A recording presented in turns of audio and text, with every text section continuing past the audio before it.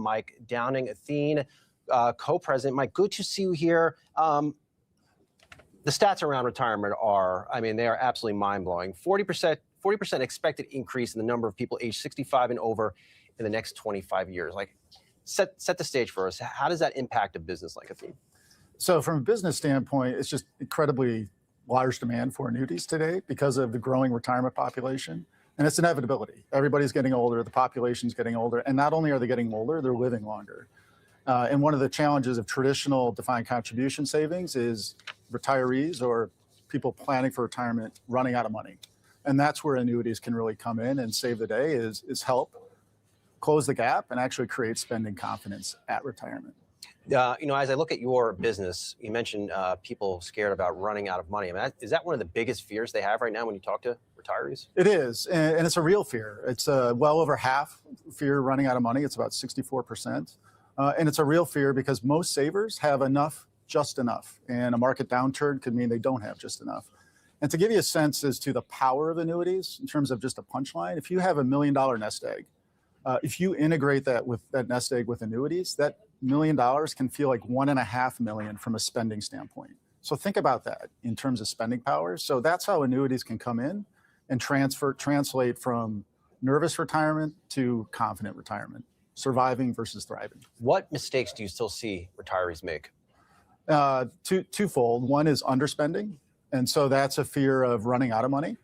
And that's where annuities can really close the gap, is they can guarantee that lifetime income to the extent the actual assets run out. That's what insurance companies do, guarantee it. And the second is not early enough purchasing of annuities. Big benefit annuities is tax deferral. Tax deferral is a young person's game, not an old person's game. Why? How can you get young people to get excited about retirement planning? When I talk to 25-year-olds, they're like, retirement planning, I'm never going to get old. So one of the great things about annuities, it makes it simple, right? There's lots of different flavors. You can get a simple product that's just a guaranteed rate times a term. Think of it as like a CD, but instead of a CD, it's earning about 200 basis points more every year. Super simple, super easy to do. Second there's types of products that guarantee principal, but you still get equity upside, so you can still participate in the market, but guaranteed downside protection. But largely, it's peace of mind. So if you don't want to think about retirement, annuities can really help you get peace of mind and help deliver your retirement for you. I mean, you talk to a lot of people. Do you get the sense sub-30-year-olds are planning well for their retirement, better than my generation? I'm an aging millennial. Yeah, I would say it's a mix. And you know, one of the things we're starting to see is a younger group of buyers starting to buy annuities, and that's positive, but it needs to continue to go lower just to take advantage of that tax deferral. There's, you know, it's not lost on any of us. Today is Fed decision day in America. The Fed is likely to cut interest rates by 25 basis points, maybe follow up with one more early next year. Whatever the case is, what will lower rates mean to the retirement industry? So people still have to save, right? And the rate environment is more or less, where do you put your money? And so regardless of rates, annuities are still a very valuable option because ultimately they'll still outperform CDs. They'll outperform CDs in any market.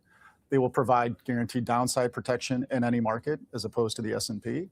And so we see demand continuing to grow simply because of the growing aging population. And we've already seen it today. Rates are well off their peak highs.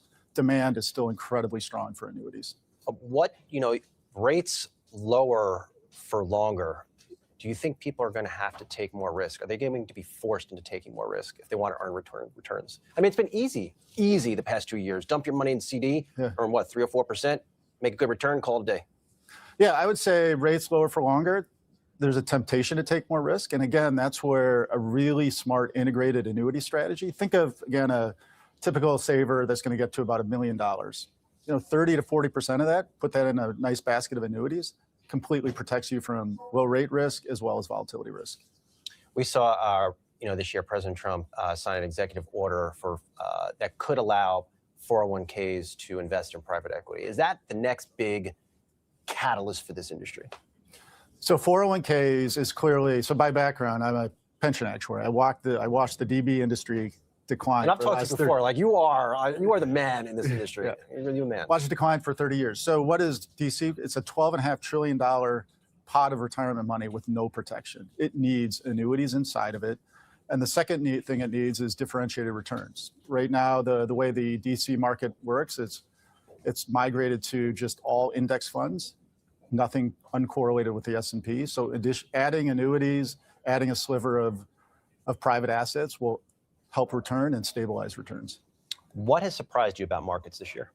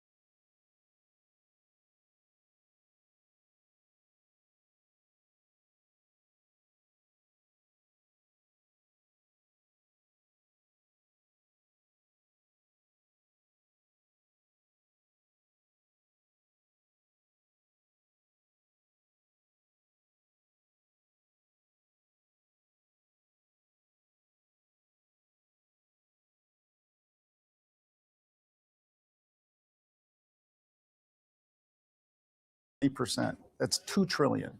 Put that in annuities, that $2 trillion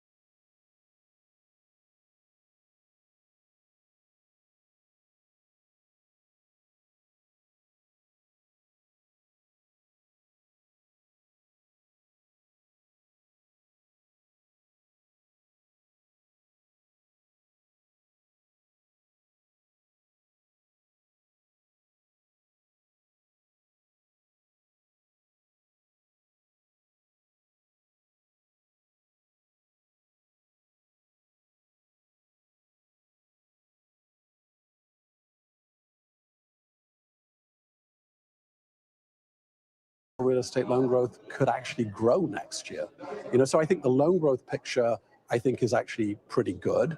And also keep in mind, look, lower short-term interest rates does allow banks to reprice down expensive deposits, which is also going to help. Yeah. You know, so I think, look, from a net interest income perspective, which is obviously a really important driver to top-line revenue growth for these banks, the banks at the margin, I think, are feeling better about that metric. Yeah, it's certainly a good setup heading into 2026. We appreciate all of your perspective, the great work you're doing here at the conference. Thank you very much, Richard. It's great to be here.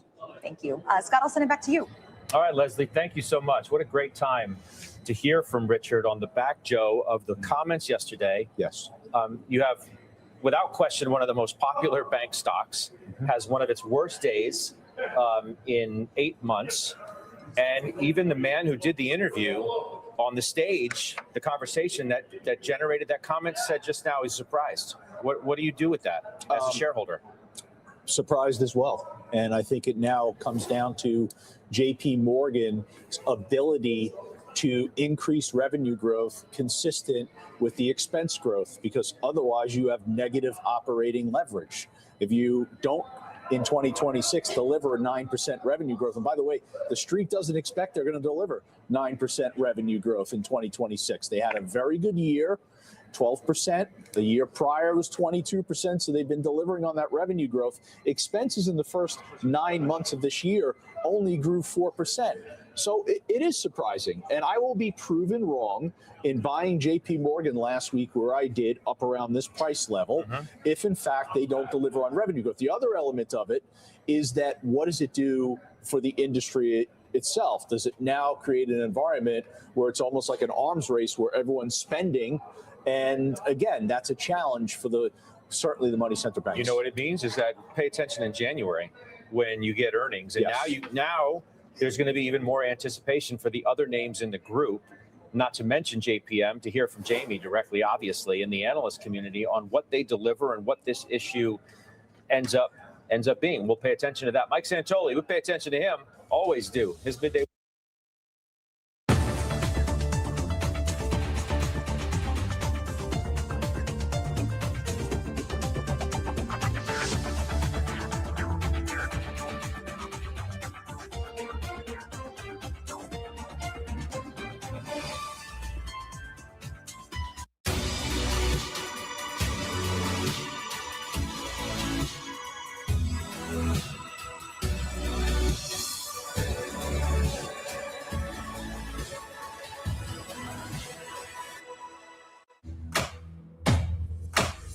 Good morning to all of you here at the Global Leadership Summit. India continues to be the only scale country in the world. It was Indian mission. We only found water molecules on the moon surface.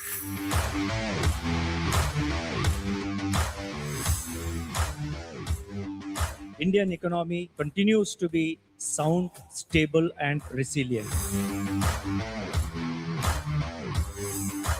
India is a first world civilization. Nobody puts India in a corner anymore because we are one of the most powerful nations in the world. India, in the context of a world which seems highly uncertain, clearly we shine out. I'm proud as an Indian, and India will be proud of the. Fiverr's got talented freelancers. केवल trailer है, असली picture अभी बाकी है.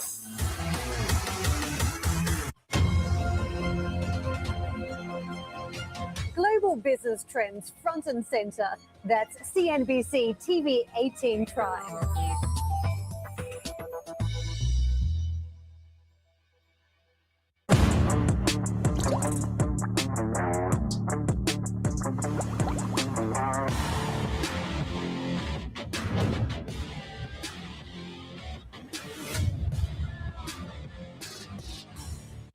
Follow the money trade in currency, commodities, and crypto. Tune in to the Big C on CNBC TV 18. Follow the money trade in currency, commodities, and crypto. Tune in to the Big C on CNBC TV 18. Follow the money trade in currency, commodities, and crypto. Tune in to the Big C on CNBC TV 18. Follow the money trade in currency, commodities, and crypto.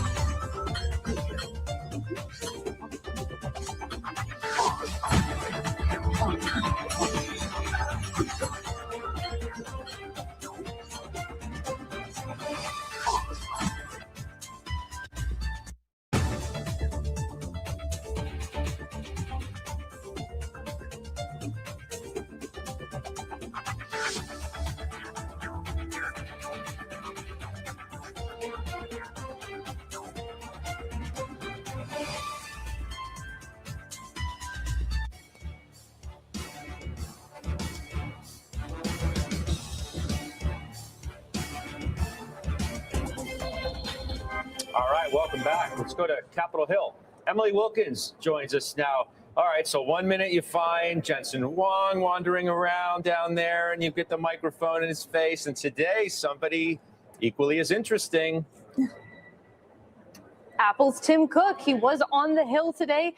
We did ask him a couple questions. Now, we did not hear directly from Tim Cook himself, decided to be a bit of a man of mystery today. But we did know that he has met with lawmakers about a package of bills that are going to get their initial votes in a congressional panel tomorrow. And these deal with kids' safety online. And they include a number of things that could have some very big impacts on the tech sector, not just for Apple, but social media companies as well. I spoke with Congressman Gus Bilirakis. He's going to be chairing that oversight tomorrow. And he said he didn't go into too many details with what they discussed, but he did note that some of the things included the App Store. There's this ongoing battle between social media networks about age verification for kids and the App Store. A lot of the social media say it should be on the App Store to figure out how old the users are and share that information. Apple has previously pushed back against that. And Bilirakis told me that he will continue to work with Apple and the industry, but said that regardless, Congress is going to be pushing forward on this series of bills. You might remember this is a hot topic here in Congress. Just last year, a bill addressing kids' online safety got very high support among the Senate. Lawmakers are hoping for something similar this year. But of course, you're going to see Tim Cook and a lot of others weigh in between now and any sort of passage. Scott? All right. The intrepid Emily Wilkins on the Hill for us. Nice work. We'll see you soon. Senior markets commentator Mike Santoli joins us now with his midday word. I suppose it's all about the Fed and rates, yeah? It's all about that, all about what's implicitly priced in terms of expectations. It does feel as if the market is, a little bit hedged up going into it. Leaking higher in the VIX the past couple of days. It's up at around 17. We got that plus the Oracle earnings after the close, probably keeping it a little bit higher than it otherwise would be. It feels like the market should be fine with another cut and then a hold period after that. Remember, we basically went 9 months between rate cuts from December of last year to September of this year. And the market did fine because in general, policy was considered helpful on the fiscal side and the economy held in there. So if everybody's right about expecting a pickup in growth into next year, we should theoretically be able to deal with a data-dependent Fed. We'll see if the market sees it that way. Yeah, maybe a hawkish cut makes no difference. I mean, if you don't get into a danger zone of whatever that might be for interest rates, then we'll see. Yep. Mike, I'll see you. Thank you. That's Mike Santoli. Up next, a trade alert, another one. Halftime committee member Sarat Sethi has a new buy.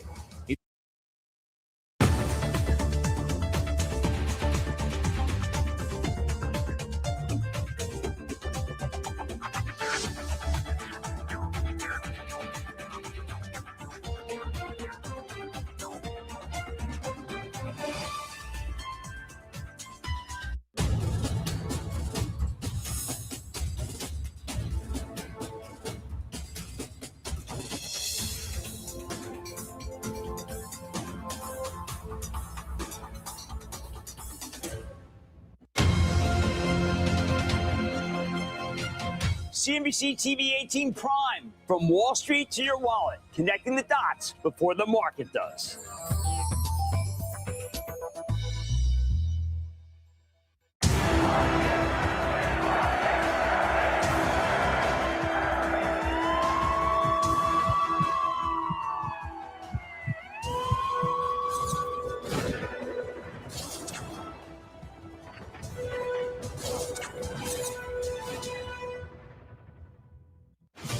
Introducing a brand new global business news channel, your new destination for global business and market insights.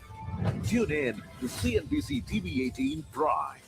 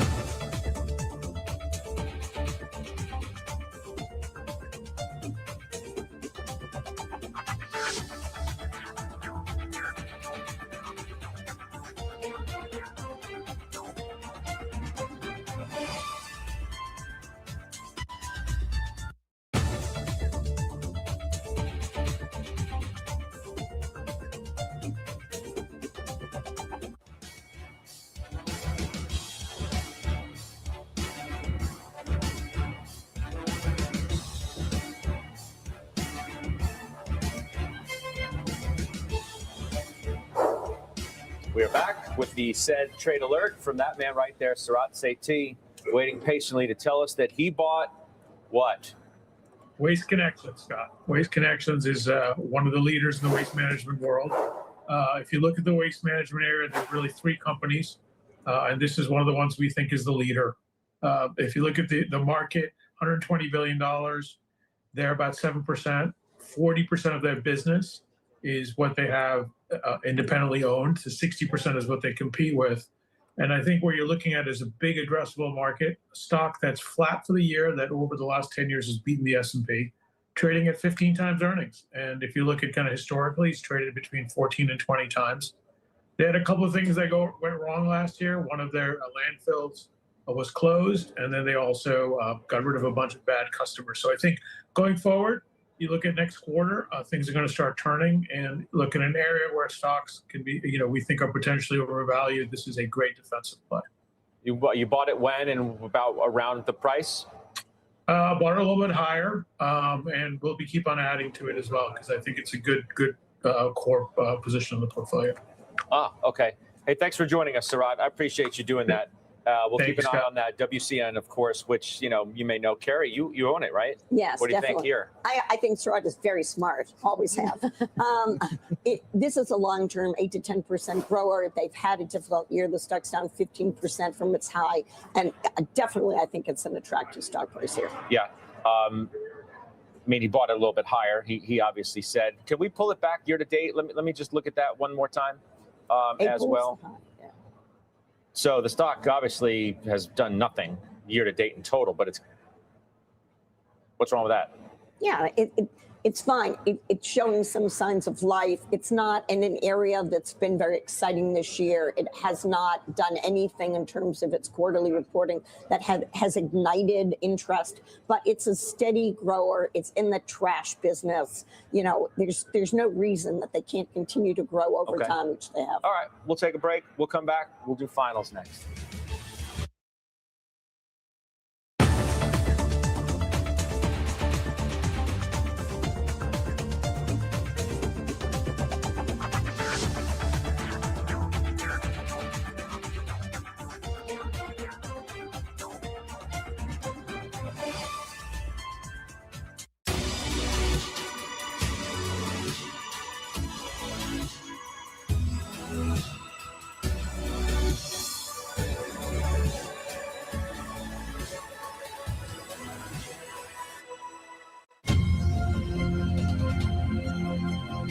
Global business trends front and center.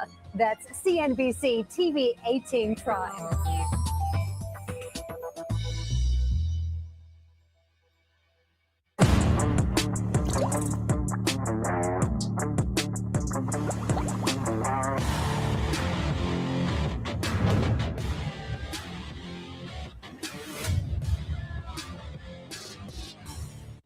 Follow the money trail in currency, commodities, and crypto. Tune in to the Big C on CNBC TV 18 Prime.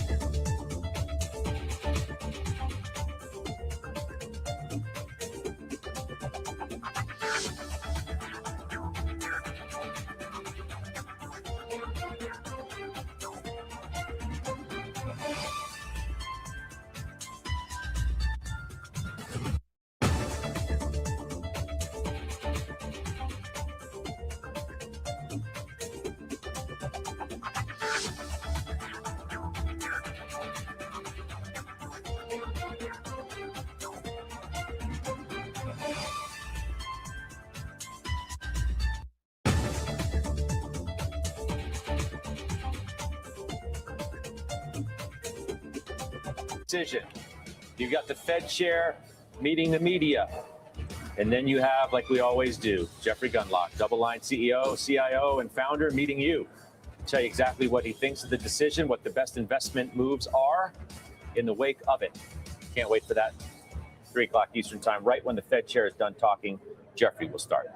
Let's do final trades. Jenny Harrington, what do you have? I'll give you a new one, Sabra Healthcare. It's a 6.3% dividend yield. They're in the skilled nursing and senior housing space. There's no threat from AI, and they've got the demographic wind at their back. Thank you. You're welcome. Carrie Firestone. Apollo. So Apollo and its peers have really been suffering lately. We think they're turning the corner. Interest rates going down will be a positive. Those stocks were all up big yesterday. Yes. You notice that? Yeah. Right? Okay. Liz Thomas. Value. I think value starts to win in 2026. It's time for the rotation to actually take its grip. I agree.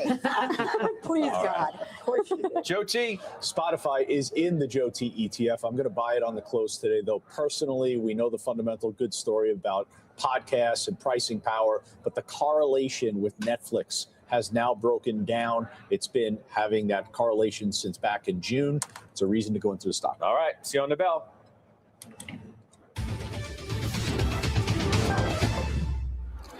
Thank you very much, Scott, and welcome to The Exchange.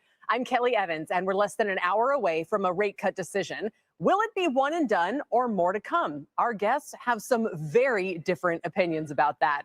With us this hour, FundStrat's Tom Lee, who says it's one and done, but it won't derail the rally. Ironside's Barry Knapp is much more dovish, but with a major caveat. Former CEA Chair Jason Furman doesn't think the Fed should cut at all today. VC Low Tony says a cut is needed, but it could also add fuel to the AI debt boom. And we'll hear in a CNBC exclusive from Blackstone's Jonathan Gray. Plus, the creator of the Somm rule, economist Claudia Somm, says we do need an insurance cut today. She'll be here to explain why. With stocks in a holding pattern until this decision, you can see literally almost unchanged. 10-year looking a little better, too, at 416. Let's get straight to Washington and Steve Leisman with the final walk-up. Steve? Hey, Kelly, the Fed at its final meeting of the year expected to cut rates for a third straight time, but signal a higher bar for future cuts. And while the Fed meets, the president expected to hold interviews to narrow down his choice to replace Fed Chair Jay Powell next year. Futures market fully pricing it at 90% for a cut today, but that falls off sharply in January, you can see there. And there isn't really another cut confidently priced in until June. What happens then? Well, Powell's successor will take office in June. Fed watchers expect the Fed to adopt language in its statement from a year ago when it said, quote, in considering the extent and timing of additional adjustments to the target range for the federal funds rate. Well, what was that? That was a signal the Fed was going to pause rate cuts. Further signal could come in the Fed's forecast and the dot plot, maybe some dissents, with disagreement seen continuing on the committee over how many rate cuts will be forecast for next year. CNBC able to report that the president will hold a series of interviews with prospective Fed candidates or Fed chair nominees, beginning with former Fed Governor Kevin Warsh today. We can also confirm an interview with betting market favorite Kevin Hassett and Fed Governor Chris Waller further down in the probabilities. All of this taking place in a very curious environment, Kelly, of rising bond market yields, unusual for a time when the Fed is cutting, and the Fed making policy forecasts in the absence of official data that come out next week. So the outlook could change sharply, not just with the statement and with the Powell press conference, but in 7 days when we get all that data, Kelly. That's exactly right. I know you've said they should wait. Did anyone ever entertain that concept there, Steve, that you floated to them? Maybe for a nanosecond, but I think they decided that they would not look good if they were waiting on one piece of data, to which my argument was it's not one piece of data. It's 2 months of jobs data, and it's a bunch of inflation data. So we'll see. Maybe it's the right call. I do think, Kelly, it's worth pointing out, their thinking, I believe, is on a risk management basis, that whatever happens next week, they'll feel better if they had cut in the face of a weakening job market than they would have not cutting if inflation is a bit elevated. Yeah, exactly. It's hard to do it and then get so much more information about the economy. I understand that. Steve, for now, thanks. We'll let you go, and we'll see you soon for the big decision. Steve Leisman down at the Fed. And let's bring in our first panel now, which is Barry Knapp, the Director of Research at Ironside's Macro, and Tom Lee, FundStrat Global Advisors Managing Partner. Welcome to you both. Tom, you're more, I don't want to make it sound like you have a point of view other than you're expecting a more hawkish Fed, and Barry, you're expecting one that's a little bit more dovish. So Tom, you're more in line with consensus right now. What would that look like, and why are you still bullish on stock prices? Well, I think precisely because our clients are expecting a hawkish cut. So exactly as Steve laid out, Fed does a cut, but future cuts are uncertain, not even maybe until June. Now, because that's the base case, then if that's what happens, of course, markets have already been bracing for that, and they've been bracing over it since October. And of course, there's a chance that it's a dovish cut, which would be bullish as well. And then I think what to you would be a dovish cut? So, are there projections? Are there dots? Yes. There is. So we'll know right away if they come out and those projections show that they're expecting more rate cuts next year. Then you're saying we might only get one more in the summer. That's right, and it could also be interpreted dovishly if they start acknowledging the balance of risks are shifting, so that then markets can realize the Fed is now acknowledging there's some underlying fragility of the economy. And of course, now QE is because QT is ending. It's essentially not QT, which is QE, and there's, of course, the chance that there's something positive the Fed has to say. So I think it is a hawkish cut, but actually I think market reaction's positive. And there's so much more you're queuing up here we're going to get into, but on a top level, why isn't it a bigger roadblock for markets, Tom? You could look at this and just say, well, we're already basically at all-time highs. Look at the Russells and so forth. And Powell's been known to not have a very favorable reaction to his commentary, and he's only got a few meetings left, so maybe he's even more hawkish than usual. I don't know. Why don't you think that's a bigger risk? And whether it's, I'm not just myopically even talking about this afternoon, but kind of setting the tone into year end and then into next year. Yeah, I think part of it is just the market's now adjusted to the idea that the Fed is institutionally slightly hawkish. Now, part of it may be because that there could be undue pressure coming from outside the Fed, and the institution wants to protect its integrity, and that comes across as hawkish. But that dynamic is something the markets have been bracing for, and they've reacted negatively to it, like in October they did. And so I think because of that, that's what people are building into this December meeting, which is why it could be a surprise. It's like when Apple always gives cautious guidance. The stock always sells off after earnings, and then it does fine again. And they also, of course, have the post-COVID period to react to, where you know that someone like Powell, who's about to leave, is going to want to say, I didn't reopen the door to inflation. Right? Yeah, that's right. For that Protect his institutional legacy. Exactly. So, Barry, all of that said and done, there are still lots of people starting to talk about this quantitative easing issue. So it's a little bit confusing when you have, are we to view that even as economic policy making, or is that something completely different that just has to do with the plumbing of the financial system? So for 3 years, you and I have been talking about the Fed eased primarily using their balance sheet, but tightened using only one of three channels that they have, which is they've just been draining reserves from the system. And so that's the plumbing issue, which is getting tight. But the much more important and impactful part of QE is when they're buying treasury notes and mortgage-backed securities. That lowers long-term rates, which is what really influences equity prices and other risky assets.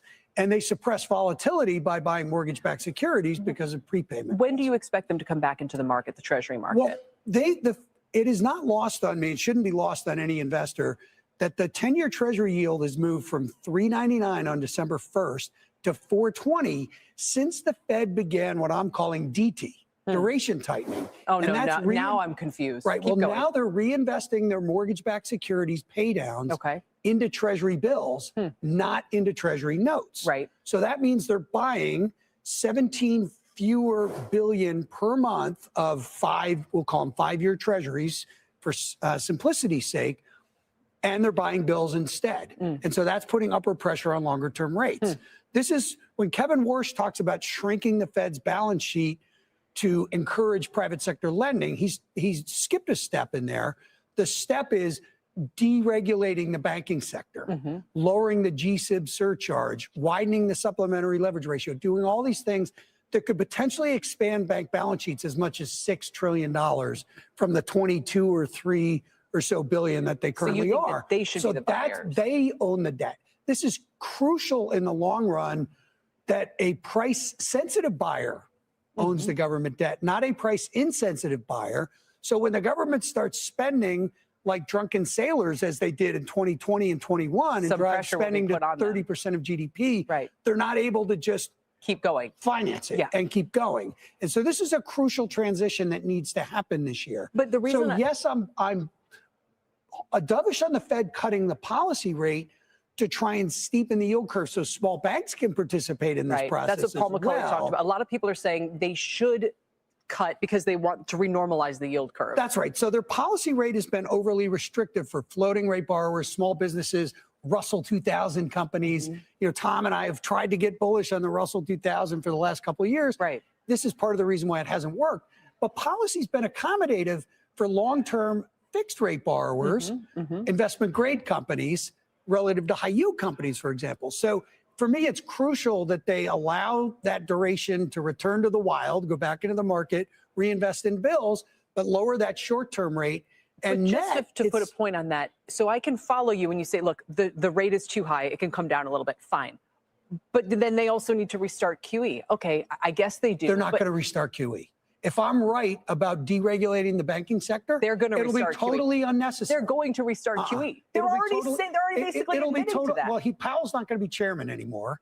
And integral into what Bessent is asking the next Fed chair to do is deregulate the banking sector. If the banking sector doesn't need to hold $3 trillion of reserves because the requirements don't then they don't force need to them worry to, about the balance then sheet. we're not going to have tight repo rates. Yeah. So that's how we avoid the Fed expanding their balance sheet and interfering with the price of the most important security in global markets, the 10-year Treasury. Absolutely. But Tom, the reason why we fixate on this, which sounds wonky, but it's not, especially if you're in the crypto world, for instance, where you hear people saying QE is coming, the liquidity is coming, buy Bitcoin or buy whatever crypto asset or buy stocks because this is coming. So it's important to know whether it's coming or not. Comes from the banks, though. Yeah, fair. But yeah, in the crypto world, QT was draining liquidity. So the ending of QT is essentially QE, because if they're just holding the balance sheet flat, they are still going to be essentially adding liquidity to the system. Just to maintain the size. Yes. And so that is why I think crypto prices have risen in anticipation of this meeting. So do crypto prices keep going? Do you have a bullish view still on small caps if we're finally going to get that rate coming down a little bit? Where should people look for alpha or outperformance? Yeah, I mean, like 2026 is a year like there's a new Fed, right? But a dovish tilt. And at a time when the ISM's been below 50 for a record more than 3 years. So that's really good for small caps. And as Barry says, if they deregulate banking, and we were talking about this offline, that's really good for small caps. But that's also really good for the business cycle. And we've talked about this in some of our past research. Crypto prices are really sensitive to the ISM. So the ISM moving back above 50 has historically been associated with actually super cycle moves in Bitcoin and Ethereum. Wait, ISM going into expansion territory is positive for Bitcoin? And correct. For all, interesting. Yeah, and so if you look at ISM and Bitcoin, and you detrend Bitcoin, essentially look at its distance from the 200-day, it's almost perfectly correlated to the ISM. Surprising. And same thing with copper to gold prices. So copper's an industrial metal versus gold is a monetary. Right, but all of that tells you that it's basically just risk on, that they're all behaving like an economy. And is that, am I overcharacterizing Yeah, I think it? I think that's right. I think Bitcoin's a bit of a chameleon because there'll probably be a time when it acts like gold, but right now it acts a lot more like it's sensitive to monetary policy and the business cycle, and both are about to turn up. So that would mean anybody who thinks the Bitcoin 4-year cycle means crypto prices are down next year, we're betting against that, thinking that new highs come early. That's like in fascinating. January. As a final word, we're about to talk to Jason Furman, Barry, who says the Fed should not be cutting because of inflation. And I'm just curious what your response would be to that.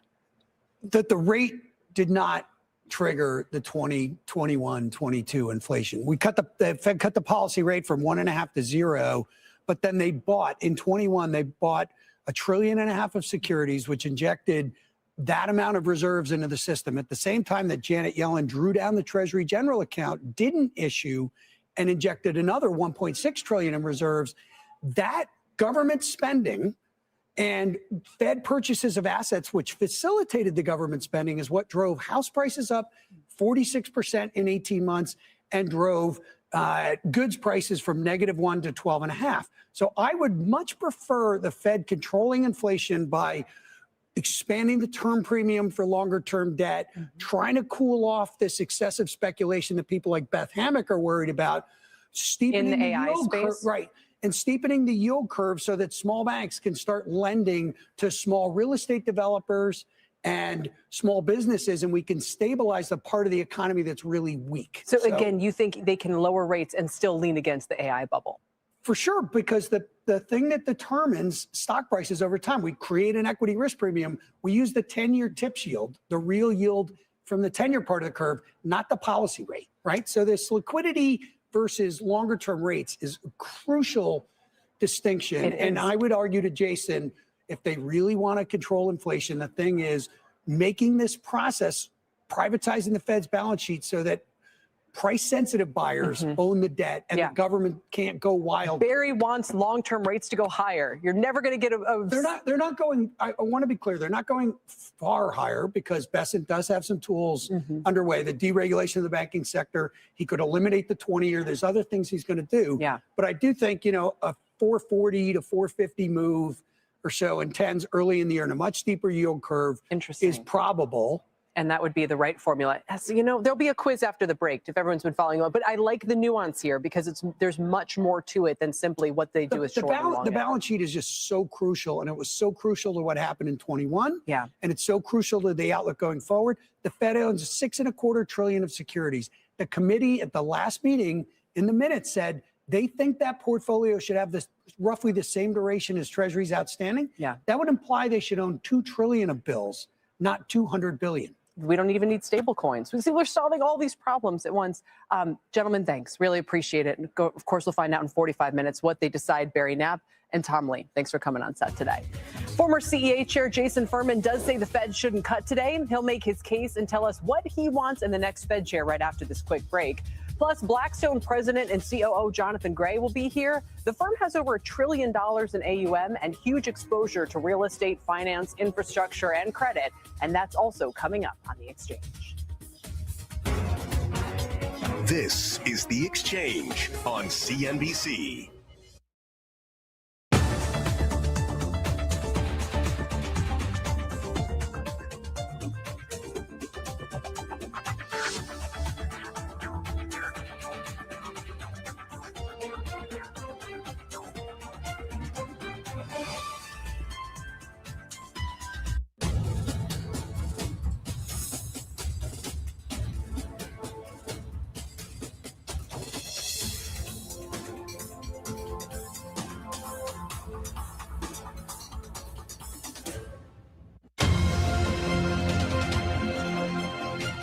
CNBC TV 18 Prime, from Wall Street to your wallet, connecting the dots before the market does.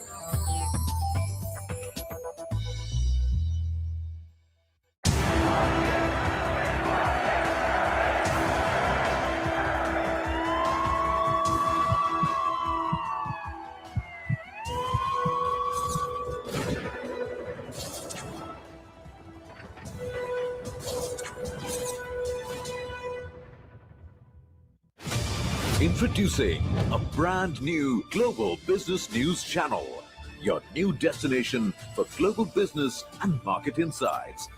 Tune in to CNBC TV 18 Prime.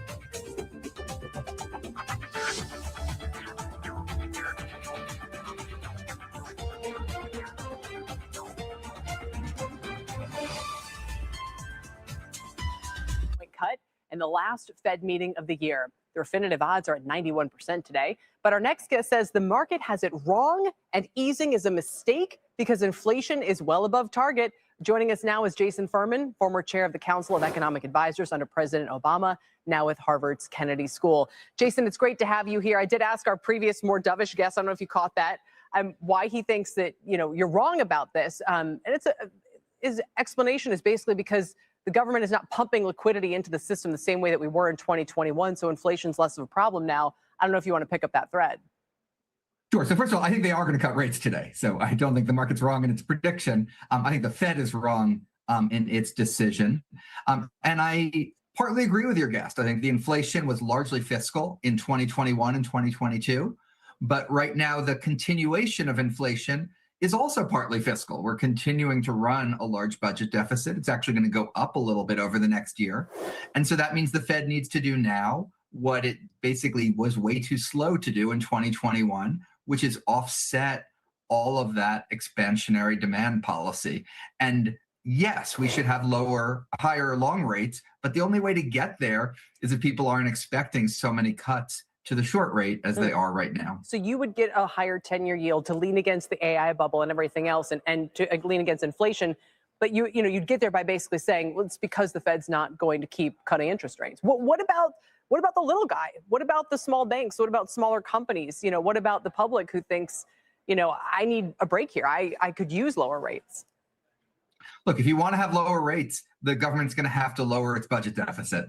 As long as we're doing expansionary fiscal policy, at the same time that we have enormously expansionary financial conditions coming from the huge run-up in asset prices, that just means the system is awash in demand. Inflation's a percentage point above target. The unemployment rate is only a tenth or two above its target. And so the Fed needs to keep its focus on inflation. And ultimately, that's the right thing for everyone. But yeah, it does require more rate increases than it would if we weren't increasing the budget deficit in the way that we've been doing. I do think it's a bit of a confusing time. You have terrible consumer sentiment, even while gas is below $3 a barrel. You have the president talking about an affordability crisis, while at the same time the Fed's talking about lowering rates. Let me play actually the president speaking last night about the economy and inflation, and he promises they're combating it. Here's what he said. You're getting lower prices, bigger paychecks. We're getting inflation. We're crushing it. And you're getting much higher wages. I mean, the only thing that's really going up big, it's called the stock market and your 401ks. It's going up. Jason, how would you respond? Yeah, I mean, he has a tool that could make things more affordable, and it would be to drop his tariffs. The wonderful thing there is he doesn't even need congressional legislation. He can do it with a stroke of the pen. He could do it before the Supreme Court comes and rules on some of the tariffs that he's done. There's no doubt that part of why goods prices are up this year is tariffs. In fact, he himself said it. He talked about how people wouldn't be able to afford as many dolls. The vice president talked about how we can afford to pay more for toasters made in America. I don't think that was the right attitude on trade. I'd love to see them, undo that self-inflicted wound. In other words, the Fed is the only game in town to keep inflation from staying, at the relatively elevated levels. I think we're around 2.8% on the core PCE. And that would be your preferred way of dealing with this, is keeping rates kind of where they are in what you view as, I guess, restrictive, maybe needs to be more restrictive territory. Look, my preferred thing would be the president and Congress. The president can do the tariffs all on his own. The president could work with Congress to bring the budget deficit down. If you took both of those steps, then the Fed could cut interest rates while being on a path to have lower inflation and lower inflation expectations. The Fed is the only game in town, once again, because no one else is doing their job and playing their part to deal with our economic situation. You know what I think is tricky and interesting is that both yourself, who would argue for fewer rate cuts, and someone like Barry Knapp, who's arguing for more rate cuts, you both think the longer term bond yields are going to or probably should go higher, for some of these reasons we've discussed. So maybe it's 4.2, 4.5%. That's going to keep mortgage rates elevated. Like, that's the most important, benchmark really for the whole U.S. economy, including for smaller borrowers. So no one's talking about a path where that rate comes down substantially. Yeah, I think that's right. And look, I don't like that. I wish mortgage rates were lower. I wish the 10-year was lower. I'd personally be happier if that was the case. But if the central bank is the only one dealing with the inflation problem, it just has this blunt tool. And this tool largely operates through things like the real estate sector of the economy. And in some sense, it needs to do even more there to make up for the fact that its tool just isn't evenly spread in its application throughout the economy.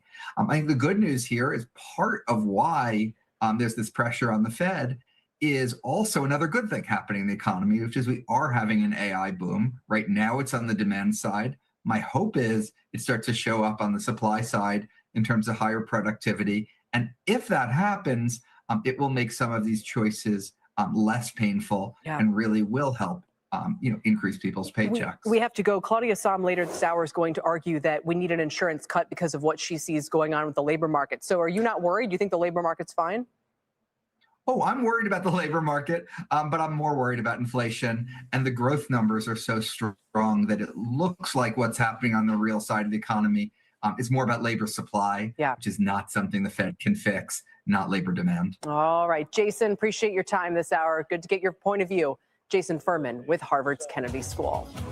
Coming up, Blackstone President and COO Jonathan Gray, exclusively from Goldman's Financial Services Conference. We'll get his thoughts on markets and the economy with the shares of Blackstone riding a 4-month losing streak, which is actually its worst since 2020. Don't go anywhere.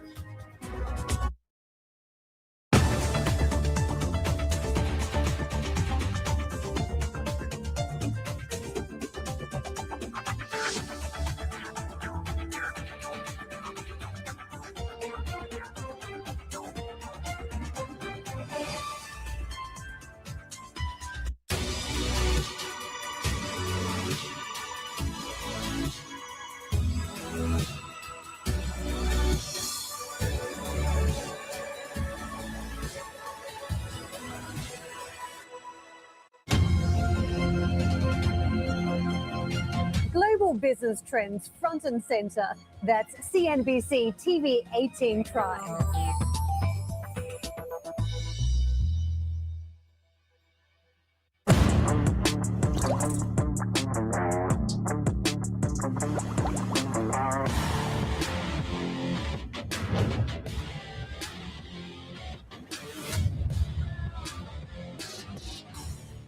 Follow the money trail in currency, commodities, and crypto. Tune in to the Big C on CNBC TV 18 Prime.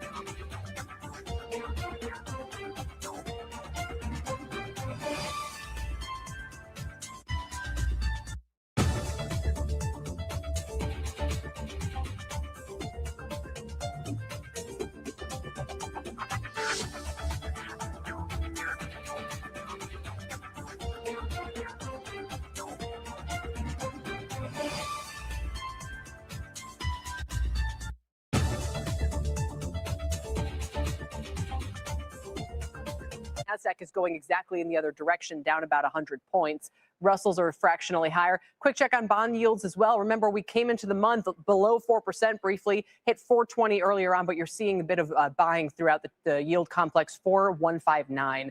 Let's get to Kate Rogers now for the CNBC News update. Hi, Kate.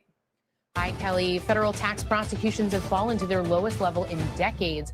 That's according to a Reuters analysis, which found prosecutions down 27% from last year as the Trump administration conducts a sweeping overhaul of the justice system to focus more on immigration, an overhaul that included deep cuts at the IRS's Criminal Investigative Unit. Defense Secretary Pete Hegseth is meeting with his British and Australian counterparts aimed at moving forward on nuclear sub-building and technology sharing pact. It was originally signed in 2021 and includes the sale of 3 U.S.-built nuclear subs to Australia starting in 2032.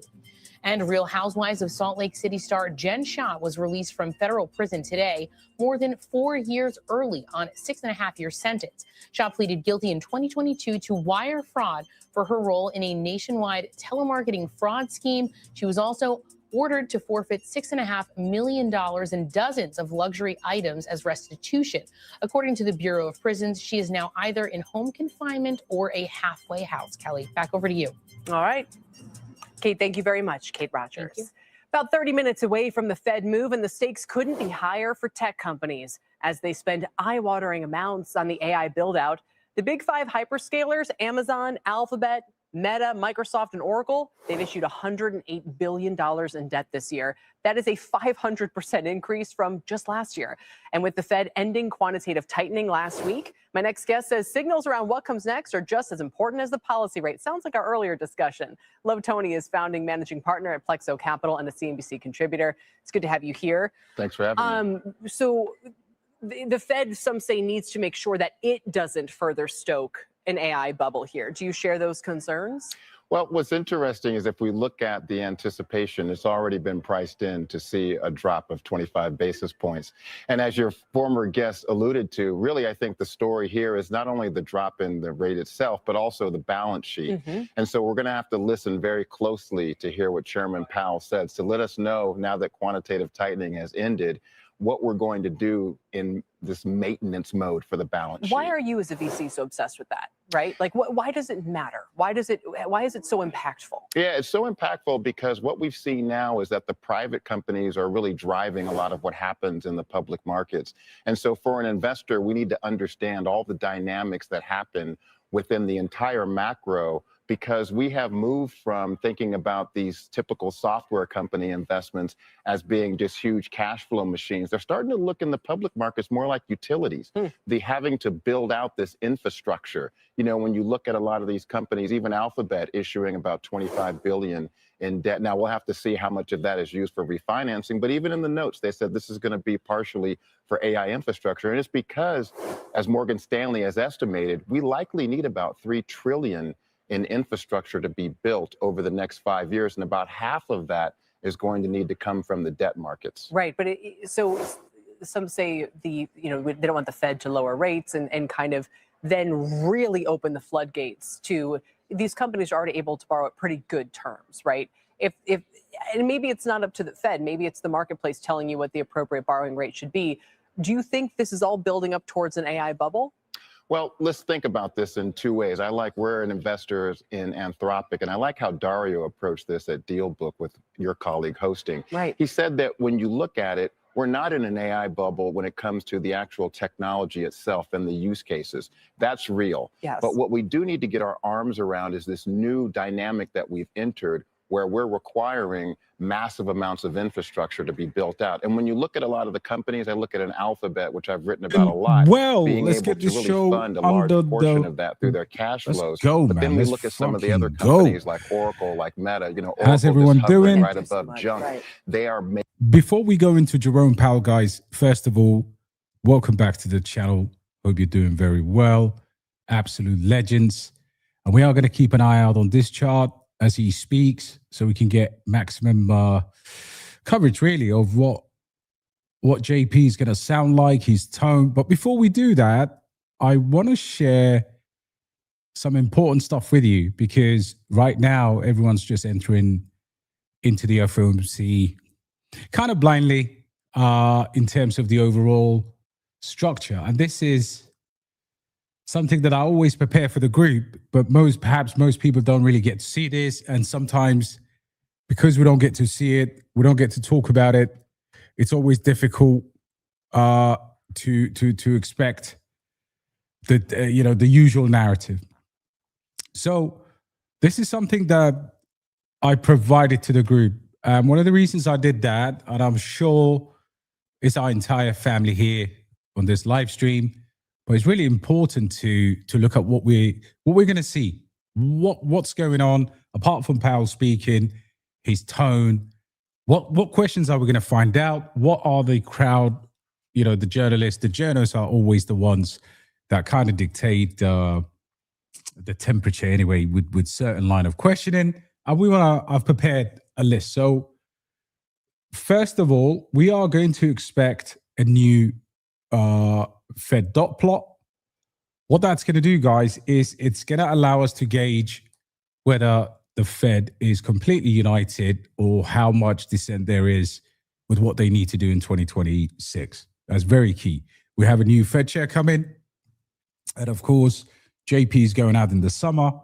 So right now, Hawks versus the Bulls, or the Dovish, or the Doves, that's going to be quite key. So we're going to find out what that's going to be. And then inside the report that I've previously produced, obviously we went through some NFP, BLS data, unemployment, of course, the reasoning for the Fed to move forward with rate cuts. As you probably heard with a previous guest that was on MSNBC, there are those that really think inflation is the key trigger, of course, versus employment, with AI kind of taking a backseat right now in terms of the employment side of things. So AI is productive, but it hasn't really translated into the economy.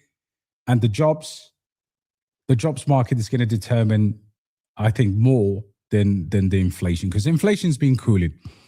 So monitoring the bank reserves closely, I think there's going to be a comment like this: we believe the reserves are abundant. Now, that's a usual JP line, of course, and he's going to use the word ample, contrary to what Powell has recently commented, because the belief was, he's now saying, obviously his last one was abundant. Now, there's evident uptick in overnight lending rates that reflect bank reserves being tested. Okay, and it hasn't eased yet. The other one will be, whilst of course it's going to be a further, like there's going to be further incentives for the Fed. With QT announced, that doesn't mean outright QE is back, although we expect Powell may mention today that they will begin to slowly grow reserves in tandem with GDP. What you would expect there is significant green candles if he does actually even talk about the fact that they are going to slowly, I mean, of course, he's got to be very careful, but that's something I'm looking for. And at some point, the question of QE versus QT is going to come up. And that will be a potential, we'll see how he obviously tackles that. Cancellation of data, that's going to come up under some pressure so Powell will have to justify these rate cuts with a lack of data shown. And I think that's where potentially he could actually be quite hawkish. And what is clear is that the jobs market is weakening in America, likely to see sell the narrative being preemptively struck before. Now, we saw the chart. I mean, currently, Bitcoin's just holding, right? We're not seeing, we had a massive pump into the FOMC, particularly yesterday, last few days, but yesterday was a real takeoff.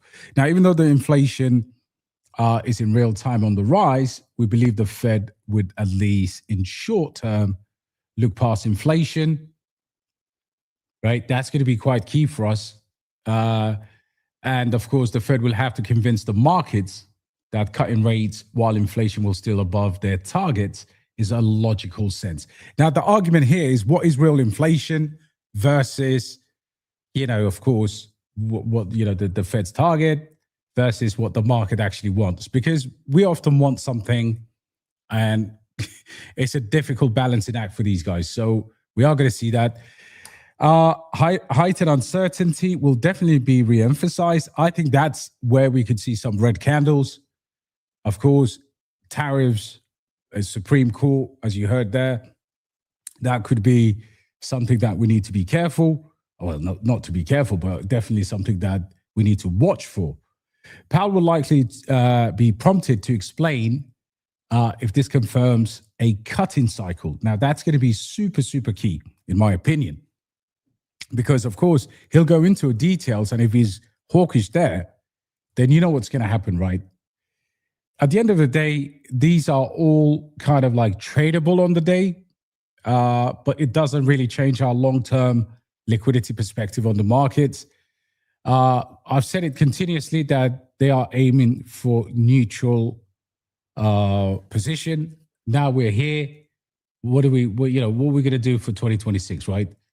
And if it's bad for market sentiment, on the other hand, if he emphasizes on more cuts, then I think it's going to be easing condition going into 2026, and the handover, of course, to the new Fed. Remember that the Fed is scared of one. A scared Fed is one who wishes to cut rates closer towards the neutral rate. And I haven't actually shared that chart, but I will definitely share that in the Discord. Powell conferences obviously will also always be more important. Liquidity likely to be swept both sides, of course. Summary of economic projections. And as well as the FOMC statement, we will also get the economic projection as well.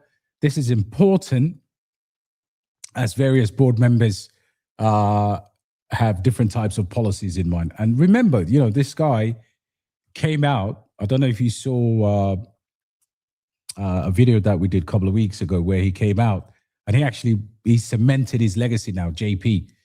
So all in all, let's see how we're doing for time. We don't have too long to go, but he really will. I mean, we'll get to see the opinions of the Fed and whether they've changed through the dot plot. So at the end of the day, one of the biggest factors will be the category Fed's funds projection. If they revise these figures from prior projections, it indicates more or less rate cuts in 2025, and the market will react accordingly. Now, of course, the projection will be, we need to take notice in terms of the possible change in the GDP projection. In another category, unemployment projection rate will also be there. Now, either way, I do believe those will be the talking points within the press conference itself. Let me close this page. So that's, I mean, so far 92.49 or 92.500, right? So we haven't obviously gone over the cliff until he opens his big mouth. So in other news, guys, while we obviously wait for major news to come, right? Because we do want to talk about altcoins as well, see what's happening there. But Say's been doing crazy things. So they've obviously done this integration with Xiaomi, one of China's largest tech companies. And of course, they are building an app which is accessible to about 160 million users globally. So say are shipping quietly, right? Of course, hard to be bullish on crypto like altcoins and stuff like that right now. I understand your positions, but certain things you've got to really know. The other one as well that I updated on today was Zebek. Zebek is doing madness. I mean, they had an announcement. Of course, they've got the NatPay. And the other thing that they have is a point of sale that is really, really, really competitive. So we should watch out for that too. And then, of course, what else we need to see? When is JP coming? Let me see the countdown. We don't have too long to go now. So, guys, big up yourselves. Absolute legends in the building. My brother there, Persian in the building. Pete, all of you. Beltar did say hi to everyone. At last said, yeah, bearish in the brain now. Bomber clad, bro.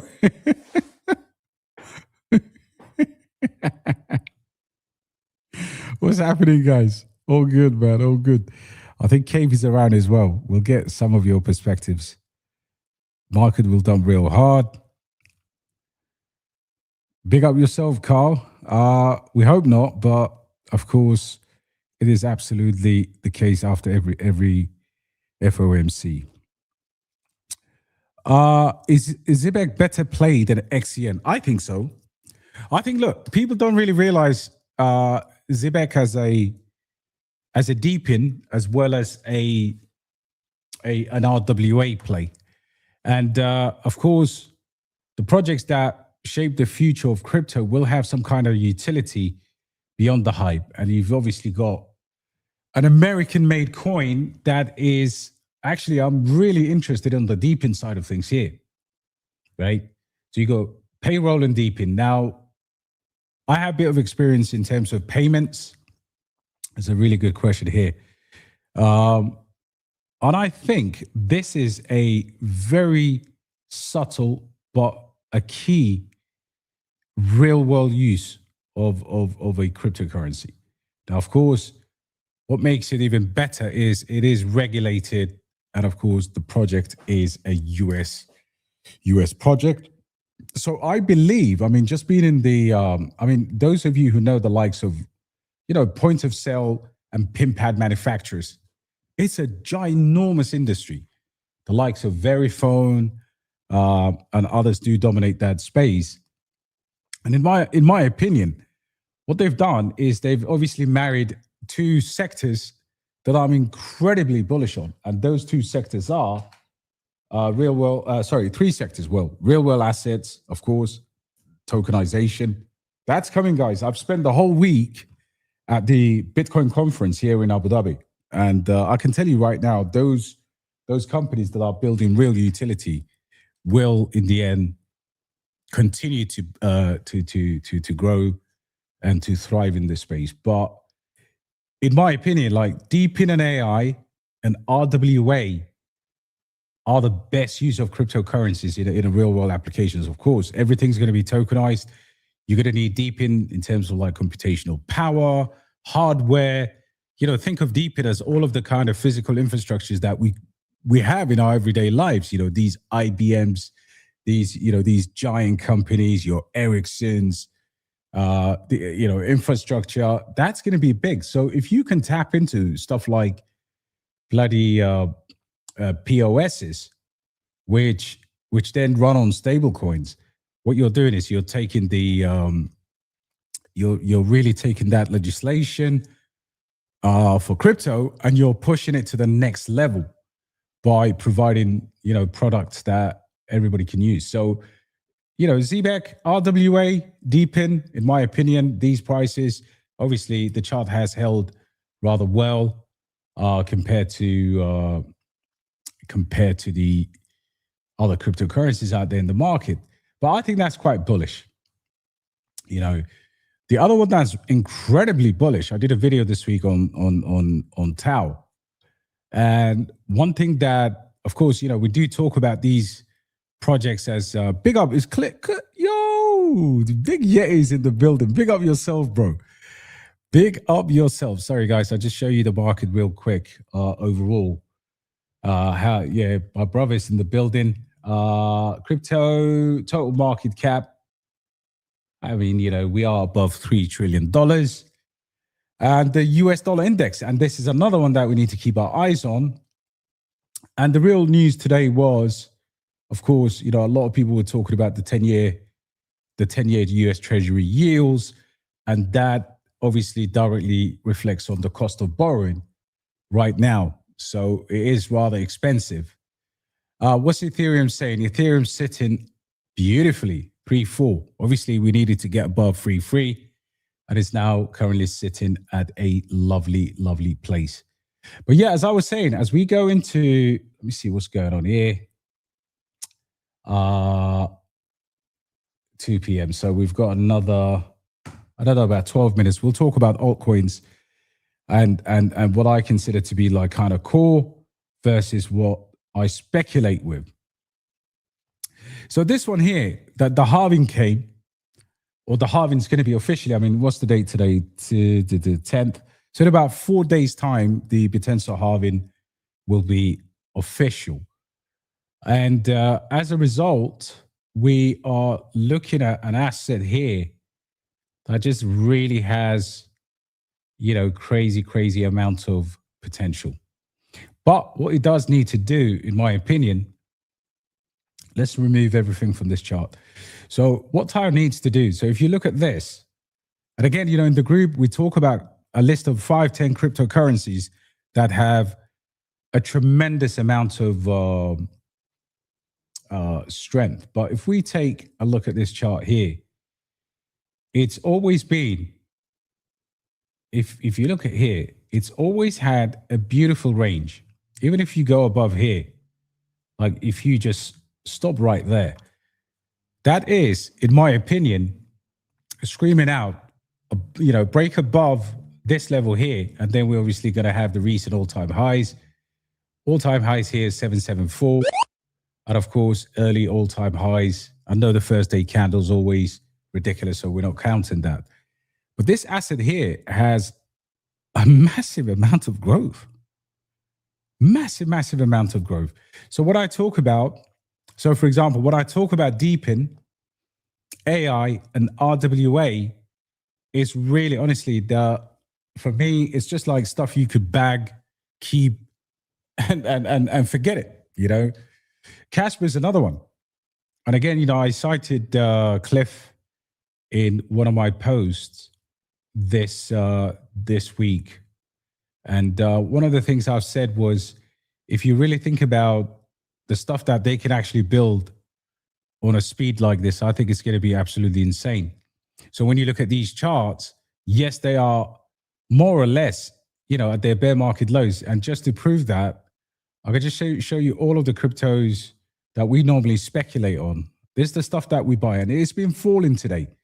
The total 3 minus USDT divided by BTC is at the lows. Now, anything you buy here, in my opinion, is just peanuts.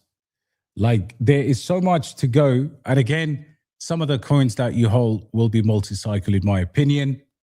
And, as long as they have utility, teams, things that you are going to benefit from, it's going to be quite key.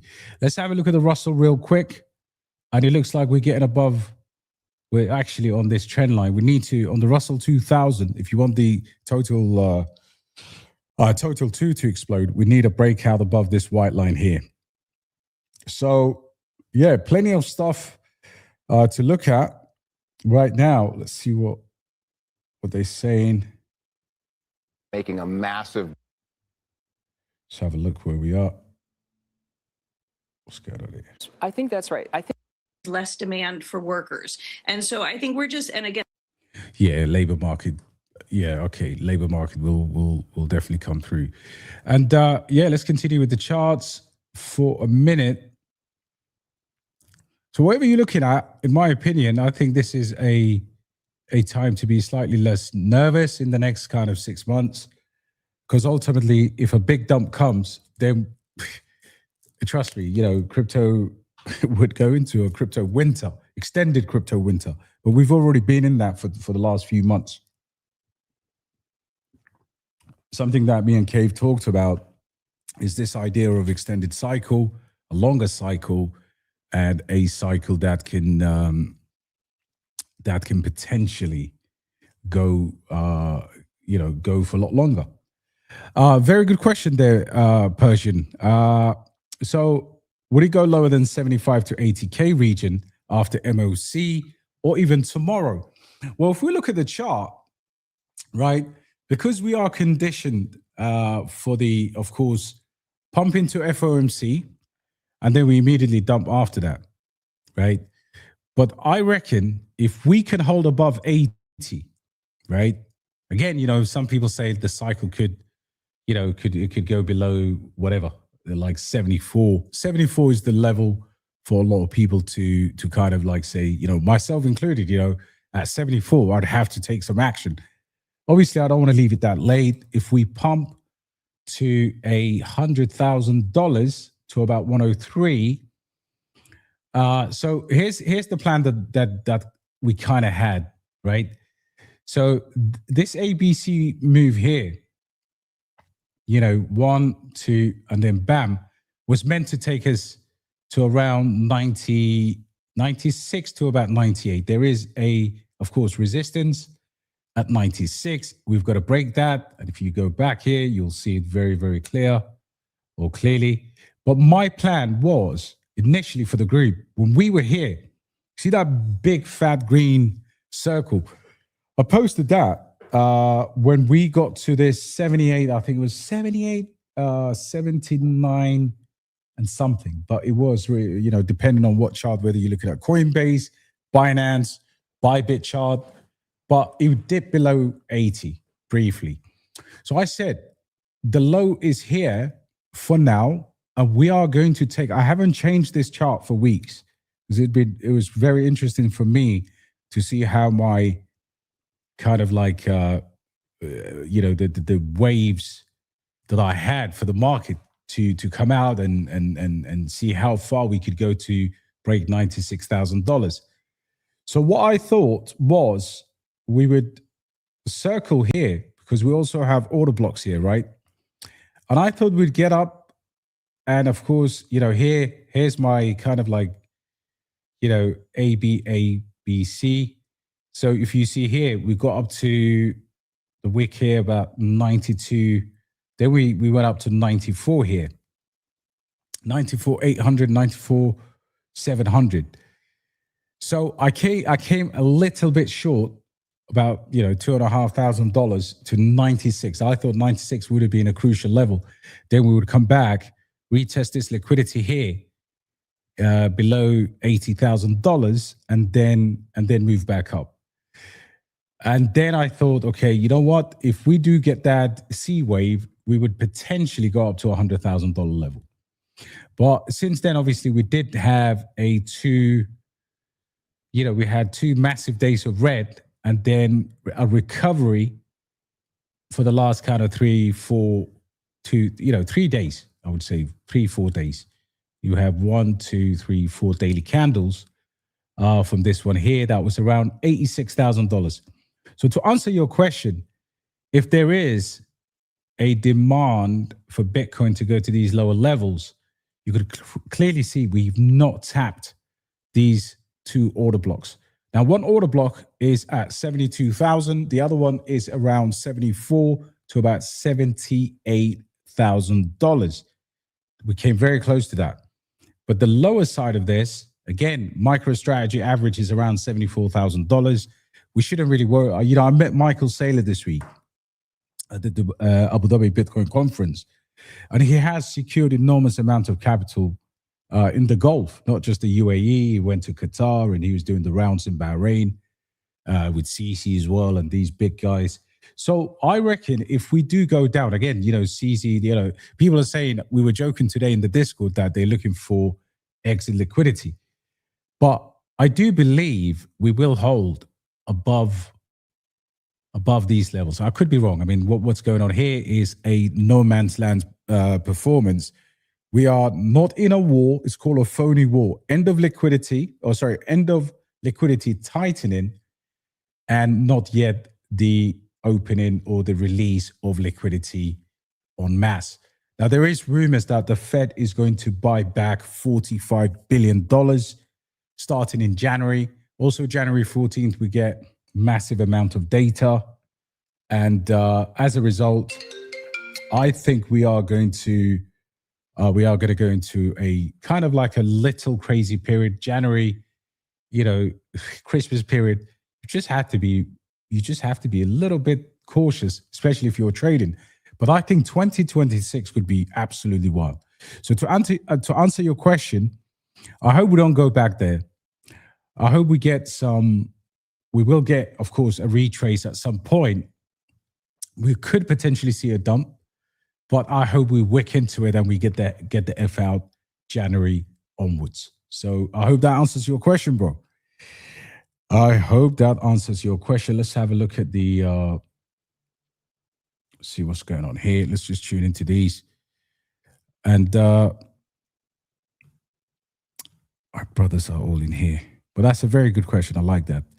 If we do see a dump, look, at the end of the day, we've got market makers, manipulators, we've got exchanges, all kinds of things are possible. But there is a fatigue out there.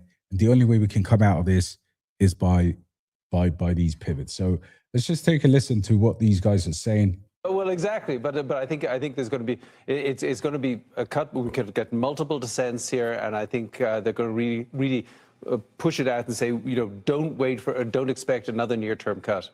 Jim, I don't want to look too far ahead of today because it does matter. 90% chance of a Fed rate cut today. Looking at the CME Fed Watch tool, you got about a 25% chance in the market of a rate cut at the January 28 meeting, first one of next year. Where do you land on the next possible cut? So on the next possible cut, it's going to be all dependent on what happens in the labor market. The labor market is really the key messaging for the Fed.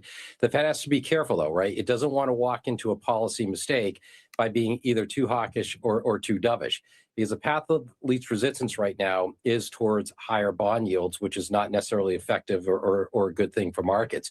So if the labor data continues to weaken, if it softens further, then I think January is very much on the table. If it doesn't, then we're going to kick the can down the road.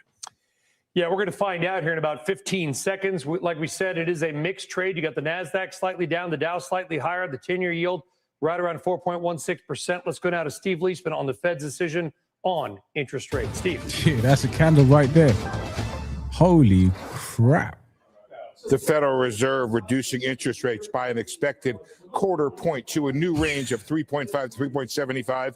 There were 3 dissents. The first time that's happened since September 2019. 2 were against the cut, including Chicago Fed President Austin Goolsbee, along with Kansas City Fed President Jeff Smith, his second dissent in a row. Also, another dissent for a 50 basis point cut from new Fed governor on loan from the administration, Stephen Myron. To recap, the vote was 9 for cutting a quarter, 2 against cutting, 1 for cutting 50 basis points. The Fed signaled a higher bar for the next cut, using language that it's used in the past to do so, saying that it will assess incoming data to determine the extent and timing of future rate moves. That language it used it last December to signal a pause. The rate outlook suggests consensus for just 1 more cut next year and 1 more in 2027. But as I'll get to when I talk about the dot plot, a lot of disagreement. Before the dot plot, though, I want to talk about some pretty big news when it comes to the balance sheet.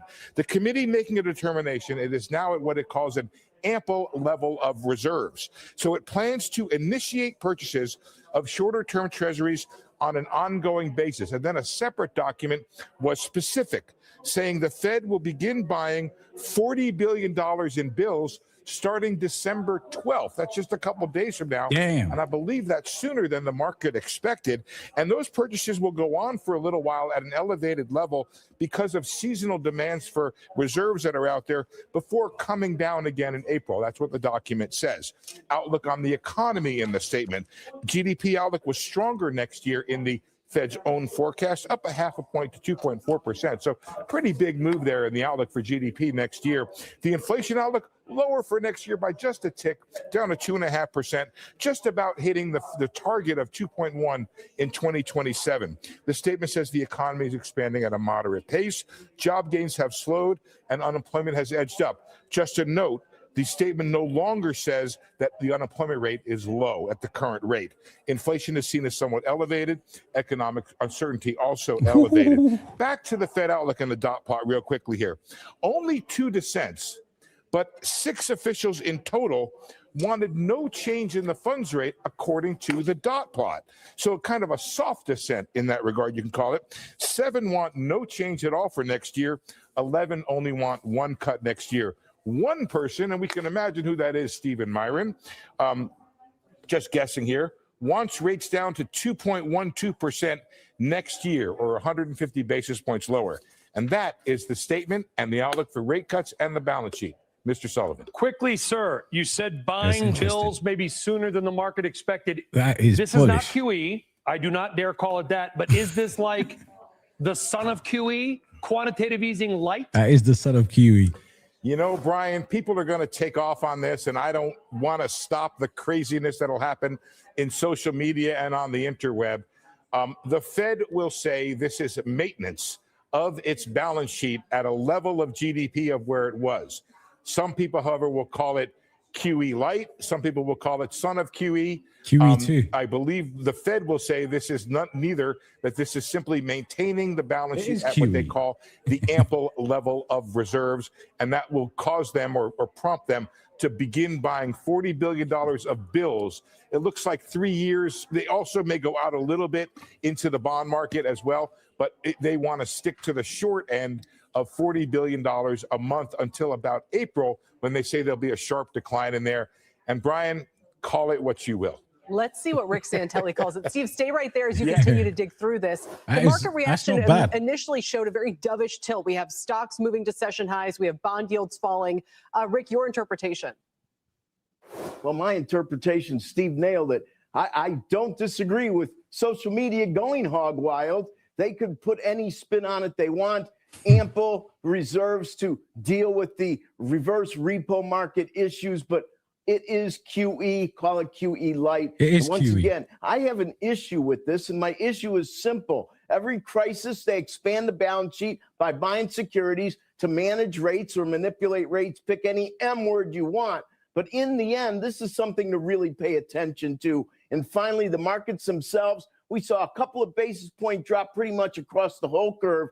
358 down to 356 in a 2-year. 10s were hovering right around that 416 level. They dropped about 2 basis points to 13 and change. They're right back to 415. What's notable is where we were this morning, as Brian pointed out, the fact that we're toying with 420. Remember, we closed at 457 last year. We're getting ever close to unchanged on the year. On a year that many analysts and experts thought we'd be spending a boatload of time under 4%. We've had a total of 8 sessions close under 4% so far in 2025. The dollar index, no surprise there. It's down about 1/3 of a cent. It was down about 1/4 of a cent before the statement was read. It's definitely toying with this 98 3/4 to 99 level. It seems to have lost its hunt for 100 recently, but that makes sense considering the Fed's easing. And finally, the next meeting, January. In 2 Many days. are talking about the January 28th 45 meeting. billion for a in while 2 today, days. We had about a 30% probability of a 1/4 point ease. Can we all that's now moved to around 24%. smash the like It's and been bouncing around a bit. If give you a look at one the March as a middle 18th finger for meeting, bears? That's also hovering around a 25% probability Fucking of a idiots, 1/4 point man. cut. But basically, the real Absolutely. issue for 2026 is 40K, how much the panic market's sold, going to pull and I'll out cook right on now. the easing Absolute mentality legend. as we continue to get data that certainly doesn't look like the labor market is dying a quick death. And in terms of inflation, not a lot's changed in the last 16 months. It's sticky, and it doesn't seem to be coming down closer to the Fed's target. Rick, appreciate it, and we'll circle back in a moment. But let's get more from Mike Santoli. Mike, on what jumps out to you about the market's reaction here and what the Fed just told us. Yeah, sort of net positive. I wouldn't say it's a real vociferous reaction. Obviously, it's during the press conference that we sometimes get more of the swings or the rethink That's or the where we're gonna get unwind the of the dump. unwind. We know the drill on Fed days. But there has been a value over growth, cyclical stocks over defensive stocks, financials leading, especially banks. That has meant that the market has been kind of revving in this direction of anticipating a firmer economic performance. Yeah, in the early part of next 45 year. billion We could be buyback proven wrong on in that, 2 but the days. market seems pretty resolute in trying that hand. And I don't think that today's cut and going on hold because we weren't priced for further cuts in the coming months is necessarily enough of a surprise to disturb that in any respect. I mean, the Fed was on hold from December of last year until September of this year, and we had other things moving the markets around, but it was not really Market a is rates cautious. issue. 50% so the longer term longs coming on in the a little bit 4 hour. in yield, maybe that does loosen things up a little bit. Although I wasn't particularly alarmed at the level that long-term yields had gotten to in 49.92. this So it's run. 50-50 All right, so Michael far. Santoli. Michael, thank you very much. All right, let's go back now to our panel. We got Jim, Francis, and Let's David. fucking Francis, I go, want to man. go to Let's you because go. let's Let's talk about go, the job guys. market. Smash the like, and I'm going to man. compare the last meeting minutes, and you'll forgive me, I got to look down and read it. Here's what they said at the last meeting minutes about the job market. They said the unemployment rate is edged up, but remained low through August. So they said, oh, okay, it's edged up, but it's low. This year, first paragraph, the unemployment rate has edged up through September, hard stop. So they seem to be acknowledging that the job market has weakened a little bit.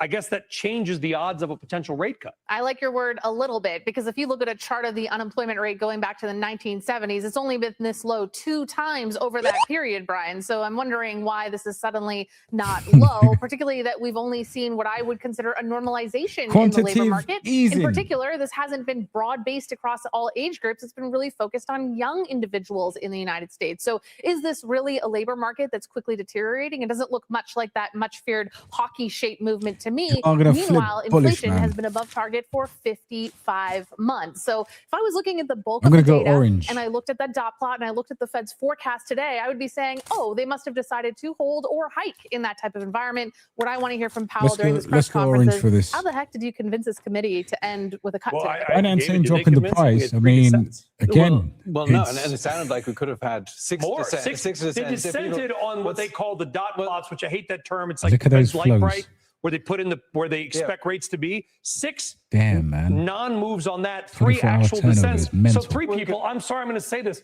3 people chickened out. Well, they wouldn't go on the paper and say, I disagree. Well, exactly. And you can see that from the language in some of the speeches that we saw after the last Fed meeting, which actually convinced markets they weren't going to cut today, because some of the liquidate the shorts and then come down with Powell. Really hesitant to cut, at least in what they say, but then when it comes to it, they give the kid another cookie. And actually, it's going to run into the 20. I hope so. I hope this was our bear market. They got this obviously too early to go full on bullish, but more dovish short term, but still pretty hawkish long term. You make an amazing point there, if man. Steve's reading of this is right, they've upped their estimate of GDP growth next year by a lot. We've got all these funds that are going to kick in the first half of next year. That's going to push growth higher, regardless of what the jobs market is doing right now. Eve's going back there are very few towards members of the the Federal Open Market Committee who want to do more than 1 rate cut next year. Yeah, and if you're going to do 1 rate cut in the year, when are you going to do it? Maybe you wait all the way until December. So we're going to have it's going to be interesting here with the Fed perhaps going and pause in the first half of next year. All of that said, maybe we can put this on the screen. The tech ETF, we were talking about this yesterday on a 12-day win streak. Well, it's now in the green after this move up to possibly have a 13-day stretch that would be its longest in about 8 years. So that's meaningful.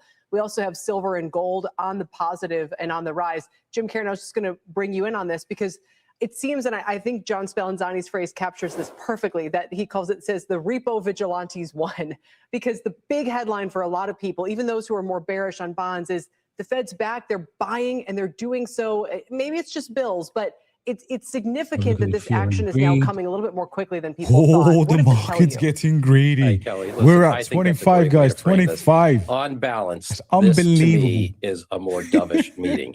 Now, yes, it is true, and I would really say that this is ironic, right? And I think, we have But to see the 25 irony feels in this. like The Fed has basically raised the bar for unbelievable. the 7 next rate days, cut. Right? 27. So we still think they're going to cut, but it's going to be a higher hurdle for them to do that. However, they did surprise the market on the dovish side by moving that balance sheet management from what many people thought was going to be early next year to actually what's going to happen starting right now here in December. The Fed is basically telling us that they want to have pro-cyclical policy, meaning they want to support the growth cycle. They're going to stand at the ready to cut interest rates if the labor market deteriorates further. And at the same time, they're worried about liquidity. They want to add liquidity back to markets, call that reserves, call it what you will. The point, though, is that we need to get over the year-end turn, right? So liquidity constraints might come in at the end of the year. And the Fed wants to avoid that type of a stress in the marketplace. So net, the fact that they're willing to start to inject this liquidity, worry about reserves, and that's a lot of what's going to maintain, I think, some of the bullish sentiment in the markets, which is what we're seeing reflected, is actually the net dovish component, even though they raised the bar for the next rate cut. So I think it's a bit ironic. Well, also, Jim, back to you, because a lot of people are listening or watching at home going, all right, this is great, what do I do? Well, to Kelly's point, the NASDAQ ticked up, the XLK on pace for its 13th straight day of gains. That would, I think, tie for an all-time record, or at least going back the 8 years. Why did stocks move up if prospects comes out with no tie, bro? You know what's going to happen, right? Yeah. So effectively, one of the big concerns that was in the marketplace was that the Fed would have very inflationary policy, that they would be dovish and that they would push these long end rates higher because whoever the next Fed chair is, could potentially cut rates a lot. what the Fed is telling us right now is Every, that they're you know not what? willing to Every do time that. frame is going to So give what us. that's doing is it's stabilizing the back end of the yield curve. It's Yeah, allowing let's the go with- equity let's markets go with the now half an to hour. say, oh, we don't maybe have to worry so much about this inflation impetus that Yeah, we'll might go come with the out half of an hour. a Fed that's too dovish. So again, ironic, and that is actually something that's very supportive for the equity markets we'll go if with the rates half stay an hour, relatively bro. stable and well contained. Yeah. And Steve, you want to jump in here? Yeah, I wanted Even to the back half up an what hour Jim is was moving like saying a minute about the chart. dovishness of the balance sheet decision. We asked in our Fed survey, which we released yesterday, about the balance sheet expectations, and it was for purchases to begin again in April. So this is quite a bit earlier, and for purchases to average just about 28 or 30 billion. So this is more than that. So on that front, for sure, I would also point out that when I'm looking at the immediate reaction of the market, it's a little bit more dovish in terms of that next rate cut. We had it more fully priced in for June before the statement Let's go to came the out. hourly. And now it's about a 57, 58% probability for April. That's going to bounce around. And all of that said, this entire discussion, I would point out, may go out the window next week when we get October and November employment numbers, as well as some inflation numbers. And we'll figure out if the Fed made the right call here and whether or not the forecast is worth either the paper that was used to print it or the digital space it's taking up on the web. That's an excellent point, as always, Steve Leisman. Francis, the Fed has two mandates. I mean, people forget about that. We always talk about inflation because of what happened during COVID and prices spiked and inflation was 9%, blah, blah, blah. But they also have the jobs mandate, maximize employment. How do we read the jobs part of the picture vis-a-vis what the Fed may or may not do? Yeah, I've been thinking a lot about this because I keep wondering to myself, how can you be cutting interest rates when inflation is this high and per our forecast going to be heading higher? In fact, it's really hard to see when that next cut is going to come through. I have to agree with David here. When is the window to do that? Because by February, we see that inflation side moving higher. And yet, Brian, this is not interest rate driven inflation. This is tariff level inflation. This is inflation that is coming from a labor market that is shrinking, immigration, retirements that are coming through. And part of me wonders if this Federal Reserve is saying our interest rate policy is far less relevant to the inflation side of the picture than it is to the job side. Okay, let me follow up with that. Do we ignore, I hate to say this, do we ignore inflation? If exogenous factors, tariffs, whatever, are contributing, labor costs during COVID, whatever, if they're contributing to inflation, we're just buying and there's quality nothing the stuff Fed for can now. realistically do about it, should they cut rates anymore at all? Well, why not raise rates? Here's the rub here. The problem is if they don't actually contain inflation, it can spiral out of control. So you start with tariff level inflation, you start with some wage pressures that sort of create a floor underneath. If you don't respond to it properly, if you're too easy, then that can start to spiral. But there's another elephant in the room here, which is that we have phenomenal amounts of fiscal spending. And how funny it is to me that we spend so much time attributing monetary policy to inflation, and we forget that expansionary fiscal policy is also very inflationary. So the forces on inflation are wide ranging and shouldn't just go to the Federal Reserve policy. So it's not a surprise to me that their bias is towards the labor side of the mandate. Well, I think the other part that we're not talking about is just how high the equity market has been. I mean, this is the end of 3 Yeah, that's booming what years I'm for thinking. the equity market. And I personally don't think the Fed ought to be cutting aggressively or at all right now, but it's not because of what they're going to do to inflation. So you would have dissented. You would have not have cut I would have dissented and I would have voted the way I did with what I said, because the problem is that they have caused asset bubbles over the years by keeping rates at an unrealistically low level. And I think the danger is they're just going to cause another asset bubble. And when these About bubbles 10 burst, minutes they left cause for JP. tremendous damage. So there's nothing wrong with a federal funds rate at 3.75% to 4%. I think that's okay. The economy should be able to do. The president would okay that. disagree because people want mortgage rates to go down to 5%. Well, we talk about some altcoins, John. long-term mortgage rates are determined by the 10-year, not short-term rates. And if you scare people about inflation, or indeed if you cause a boom in the stock Investors market, that actually will probably help keep I got those this all, long bro. rates higher. So I don't think. Anyway, why do we have a housing problem? It's not because mortgage rates are too high now. It's because the mortgage rates were way too low for a decade, and that caused prices to spiral out of to a level that people And can't who kept afford. them low?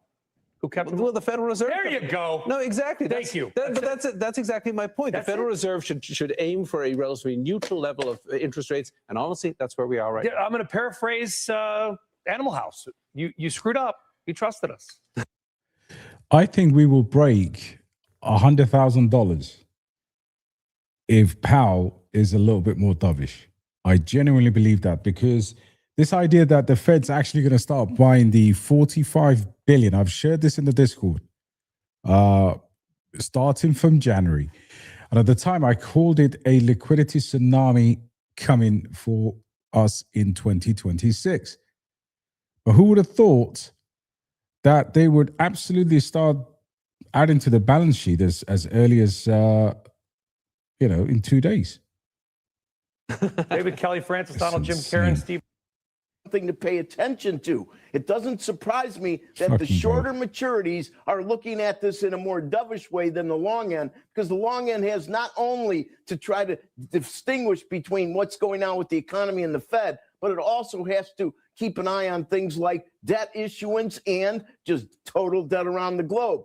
We did postpone today's 22 billion 30-year bond auction because of the Fed meeting. We'll have that tomorrow, but I think it'll be very interesting to see how that demand goes. And then finally, Steve Leisman pointed to some of the percentages and probabilities in Fed fund futures. And I always put a word of caution that these things are just markets. They change moment to moment. But the next meeting that even is close to the possibility of an ease, anything over 50%, that would be the June 17th meeting at the moment. Back to you. Damn. All right, Rick, we really appreciate it. And I think it's a good point to make that as this kind of settles in for the past 20 minutes, markets are looking a little bit more on the bond side like they were pre-decision, although equities are still near session highs. Let's talk more about that now with Jeff Kilberg. He's the founder and CEO of KKM Financial.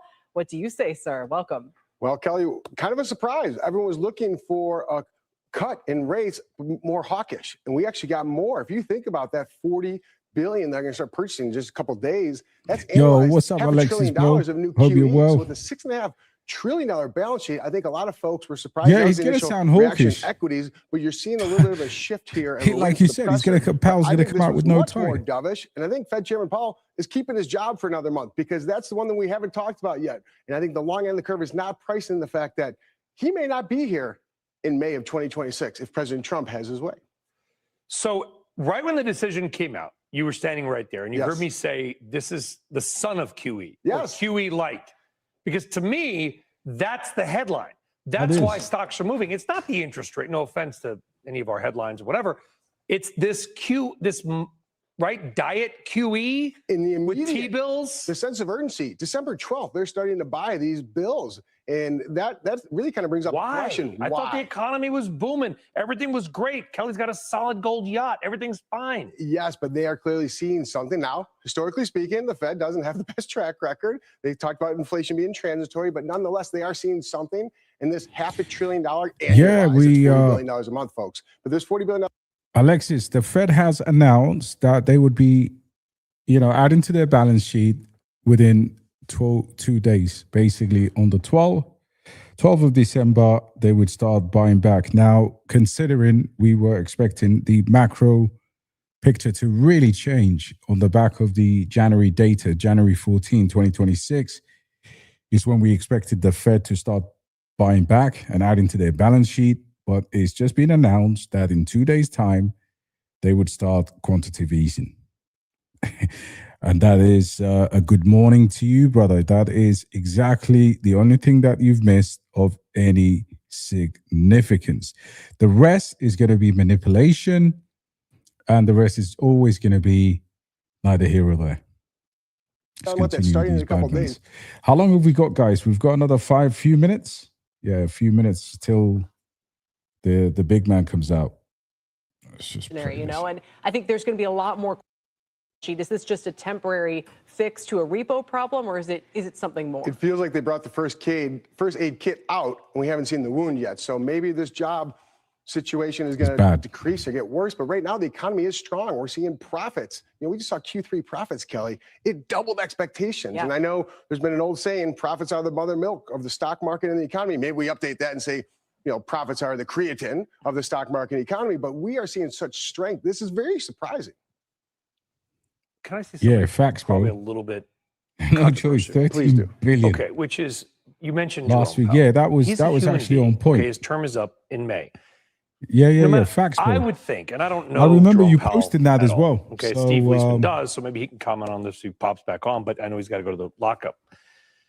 Jerome At Powell's least a 3 to human 6 being. months. He wants Honestly, to go out that looking was the good, I projection. assume, right? Does that factor into the thinking? You don't want to go out doing something that causes the stock market to go down or wobbles or whatever it might be. I think you want to go out, particularly when you're being attacked by the president every week. You want to go out kind of on top. And I don't think it's unfair. I know it's the Fed, but these are human beings whose heart pump blood. I think there's probably a feeling they want to feel good and go out like a hero, not a villain. Yes or no? Not necessarily. Fed Chairman Powell, I think he's done a great job of deflecting all that. He's a strong human. He's always been fiduciary. He's doing what he thinks is right. So I don't think he's going to bend one way or the other to make his, riding off into the sunset look better. But he's doing this for a reason. And that's where I really want to unpack and get a better understanding. Why did they do more than the 25 They basis just point flipped expectation? bullish. Because in essence, they did. Damn. All right. Maybe they did. Maybe it's just a tool for, the banks have been having a hard time, Jeff. I don't know if you saw all-time highs, for the bank stocks. I note sarcasm. But Kelly, think about it. Every time they've cut rates with the S&P near a 2% or less high, when we're this close to an all-time high, the times they've cut it, it's been 20 times. Guess how many times a year later the market's been higher? 20 times, 100%. And that's why we talked to Tom Lee, or a little bit earlier on, who said he said even if it's a hawkish cut, he would view that as kind of a bullish outcome or a bullish signal. So you have to imagine that this leaning more in the direction towards accommodation seems dovish. Even more so. Yeah. Do you do anything else now to change your it's your going to thoughts try and prior retest coming into this meeting or 1420. no? No, I think you have to really focus on this presser. We're going to see what's about to happen. Yeah. We're going to take a short, speaking of, let's take a very short break, folks. One small commercial break, come back, it's the final comments. Then all these questions we've just asked, maybe they get answered. Yo, so that's insane, man. Guys, who remembers the chart that I posted today? Look at Say, right? Say is literally, damn, these two candles here. Boom, boom. A lot of alts have done that, but not to this degree. Let's have a look at Dogecoin. You see, not as extensive as Say's move. Let's have a look at Aptos. Aptos should mimic that. No, not as explosive. ETH, of course, ETH has been doing all right. Let's have a look at SUI. Yeah, Say's move seems to be quite dramatic, to be fair. That's for all of the Say bears, get lost. For goodness sake, man. Look, we're going to test 1420. It's going to stay behind or above 1420 anyways. No time to be feeling bullish, but overall, I am extremely bullish that the Fed is going to go into Look at Chainlink. Smashing at $14 and some bits. Let's see what WIF has done. Nah, that's a liquidation manipulation bullshit. Near Protocol, beautiful candles. Solana's been really weak, by the way. Solana's barely, but it is actually doing a nice. Yeah, it's going to drop a flag. XRP, a pile of shit. Excuse my French. AVAX strong. Pepe, obviously moving with, Pepe moving with ETH over the last few days. Potenza Tau here, just peeking its neck above $300. So guys, we're not going to get these complacency bounces anyway, but the bigger picture here is officially the Fed is going to buy back and purchase of 40 billion. Wow. It's not QE, of course. Technical measure, short-term liquidity. That's what they're going to say, but I think they're going to have to. I think they are seeing things that we're not. I think they obviously they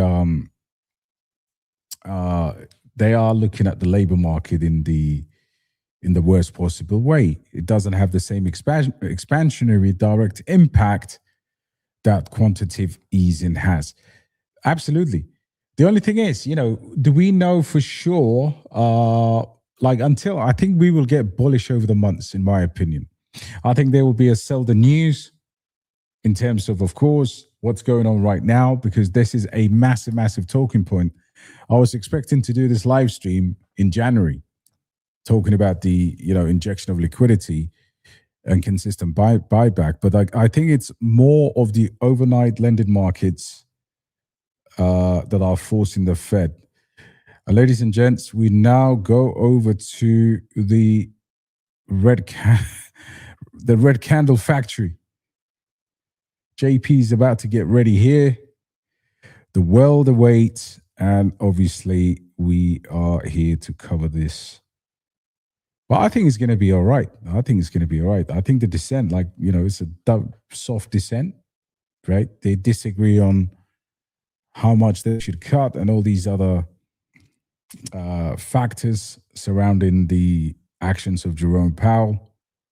But what we could see here is the market could obviously shit in itself now because of the closer we get to the opening of the press conference,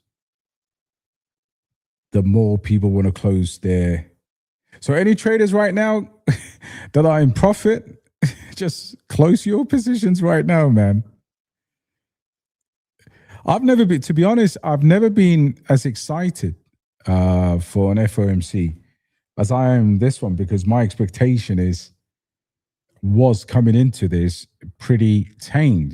We are at the last call, the end of the 4-year cycle as we know it.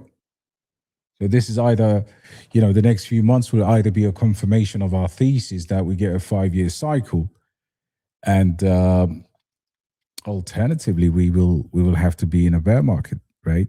But absolutely not thinking about the bear market right now.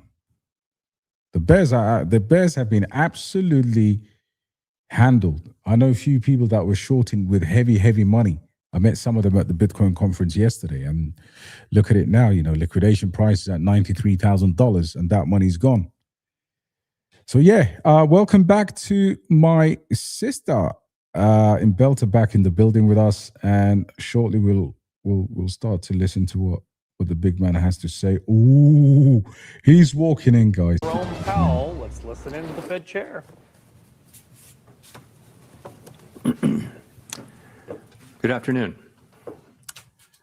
My colleagues and I remain squarely focused on achieving our dual mandate goals of maximum employment and stable prices for the benefit of the American people.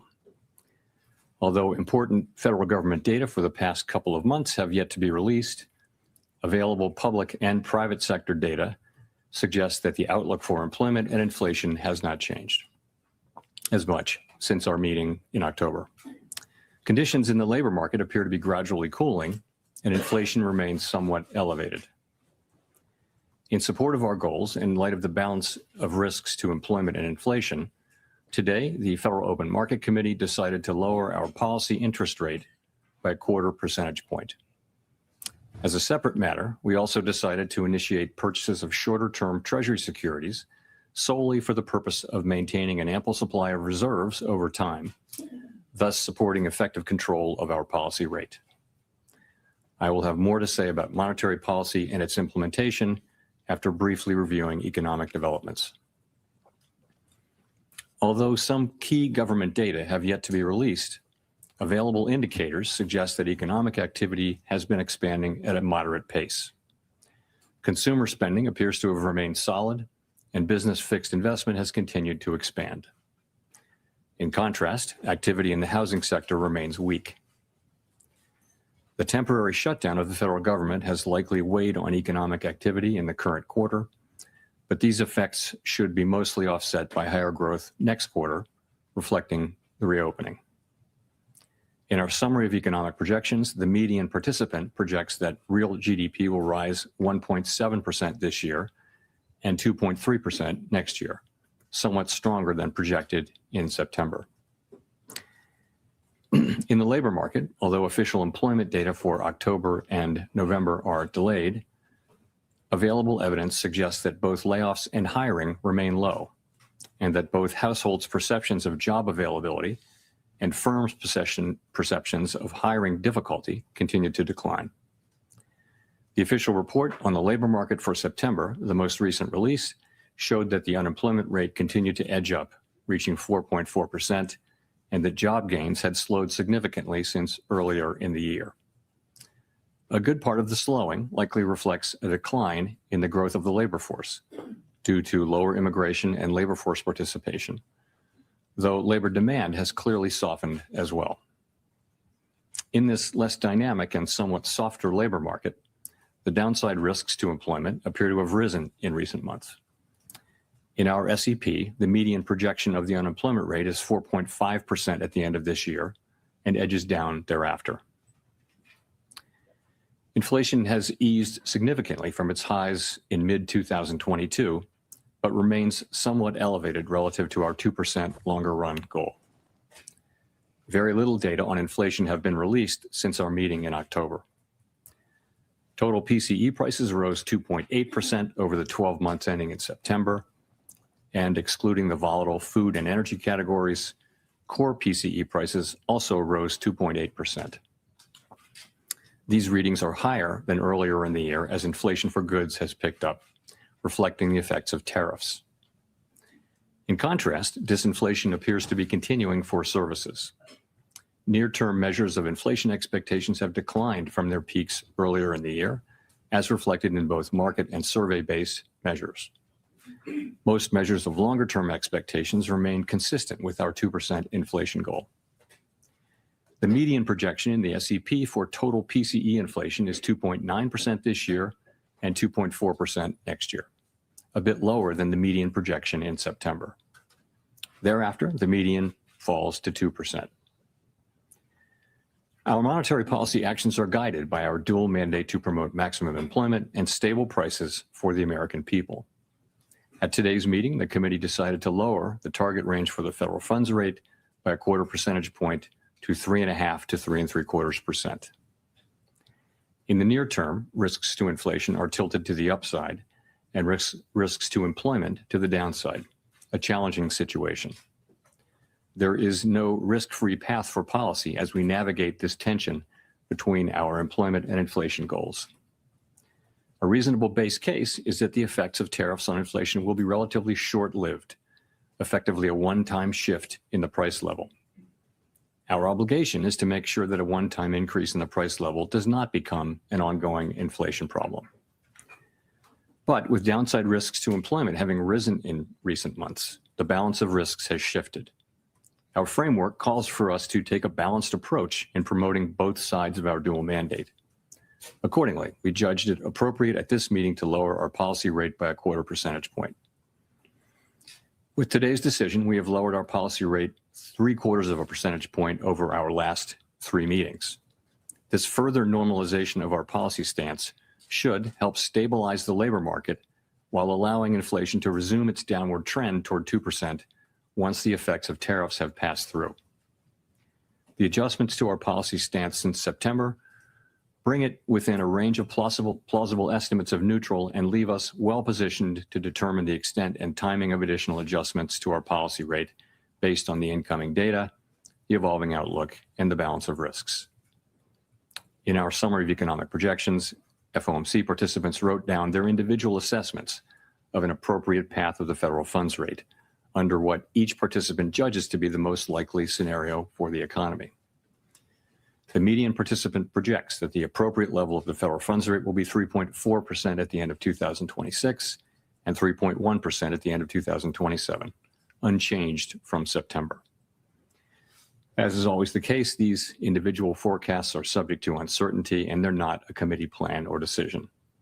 Monetary policy is not on a preset course, and we will make our decisions on a meeting-by-meeting basis.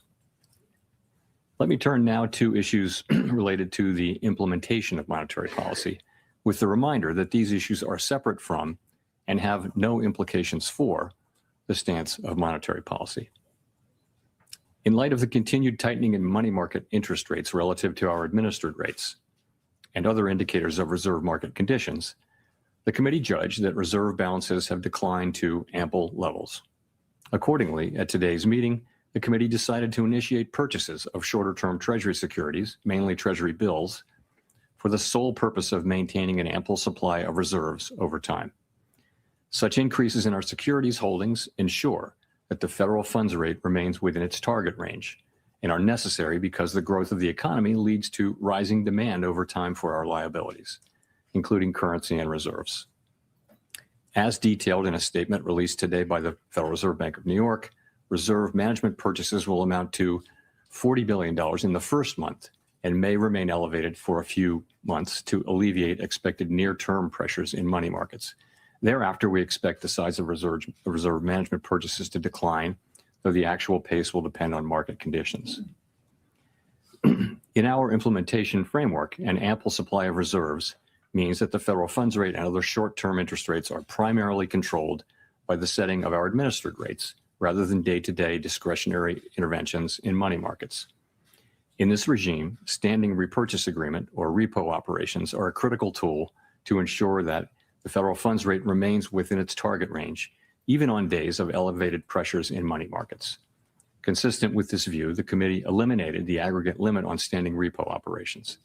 These operations are intended to support monetary policy implementation and smooth market functioning and should be used when economically sensible. To conclude, the Fed has been assigned two goals for monetary policy: maximum employment and stable prices. We remain committed to supporting maximum employment, bringing our inflation sustainably down to our 2% goal, and keeping longer-term inflation expectations well anchored. Our success in delivering on these goals matters to all Americans. We understand that our actions affect communities, families, and businesses across the country. Everything we do is in service to our public mission. At the Fed, we will do everything we can to achieve our maximum employment and price stability goals. Thank you, and I look forward to your questions. Howard. Thank you. Howard Schneider with Reuters. Just first turning to the statement, just to be clear, we're on the same page here. The insertion of the phrase, considering the extent and timing of additional adjustments, does that indicate that the Fed is now on hold until there's some clearer signal from inflation or jobs or the evolution of the economy along the baseline outlook? So, yes, the adjustments since September bring our policy within a broad range of estimates of neutral. And as we noted in our statement today, we are well positioned to determine the extent and timing of additional adjustments based on the incoming data, the evolving outlook, and the balance of risks. That new language points out that we'll carefully evaluate that incoming data. And also, I would note that having reduced our policy rate by 75 basis points since September and 175 basis points since last September, the Fed funds rate is now within a broad range of estimates of its neutral value, and we are well positioned to wait to see how the economy evolves. And if I could follow up on the outlook there, it seems like with the additional GDP growth coupled with easing inflation and a fairly steady unemployment rate, this seems like a pretty optimistic outlook for next year. What's given rise to that? Is this an early bet on AI? Is there some sense of improving productivity out there? What's driving that? So a number of things are driving what's happening in the forecast. And I would say if you look broadly at outside forecasts, you do see a pickup in growth in many of those now too. So it is it's partly that consumer spending has held up. It's been resilient, and it to another degree, it is that AI spending on data centers and related to AI has been holding up business investment. So overall, the baseline expectation for next year is, at least at the Fed, and I think with outside forecasters too, is a pickup in growth from today's relatively low level of 1.7%. I mentioned that the SEP median is 1.7 for this year growth and 2.3 for next year. You actually, some of that is due to the shutdown. So you can take 0.2 out of 2026 and put it in 2025. So it would really be 1.9 and 2.1. But overall, yes, for a few reasons, fiscal policy is going to be supportive. And as I mentioned, AI spending will continue. The consumer continues to spend. So it looks like the baseline would be solid growth next year. Steve. Thank you, Mr. Chairman, for taking our questions here. You had previously described rate cuts in terms of a risk management framework, and kind of following up on what Howard was asking, is the risk management phase of rate cuts over here? And have you taken out sufficient insurance, I guess, against potential weakness in terms of the data we might get next week when it comes to employment? So we're going to get a great deal of data between now and the January meeting, and I'm sure we'll talk more about that. And the data that we get are going to factor into our thinking. But yes, we have, if you go back, we held our policy rate at 5.4% for more than a year because inflation was high, very high, and unemployment in the labor market was really solid at that point. So what happened is over last summer of 24, inflation came down and the labor market began to show real signs of weakness. And so we decided, as our framework tells us to do, that when the risks to the two goals become more equal, you should move from a stance that favors really dealing with one of them, in that case inflation, to a more balanced, more neutral setting. And so we did that. We did some cutting, and then we paused for a while to work our way through what was happening in the middle of the year. And then we resumed cuts in September, and we've cut now 3. We've now cut a total of 175 basis points. And as I mentioned, we feel like where we're positioned now we're well positioned to wait and see how the economy evolves from here. If I could just follow up on the SEP, you have a whole lot of big increase in the growth numbers, but not a big decline in the unemployment numbers. And is that an AI factor in there? What is going on in terms of the dynamic of you get more growth, but you don't get a whole lot of decline in unemployment? Thank you, sir. So the implication is obviously higher productivity. And some of that may be AI. It just also, I think, productivity has just been almost structurally higher for several years now. So if you start thinking of it as 2% per year, you can sustain higher growth without more job creation. Of course, higher productivity is also what enables incomes to rise over long periods of time. So it's basically a good thing, but that's certainly the implication.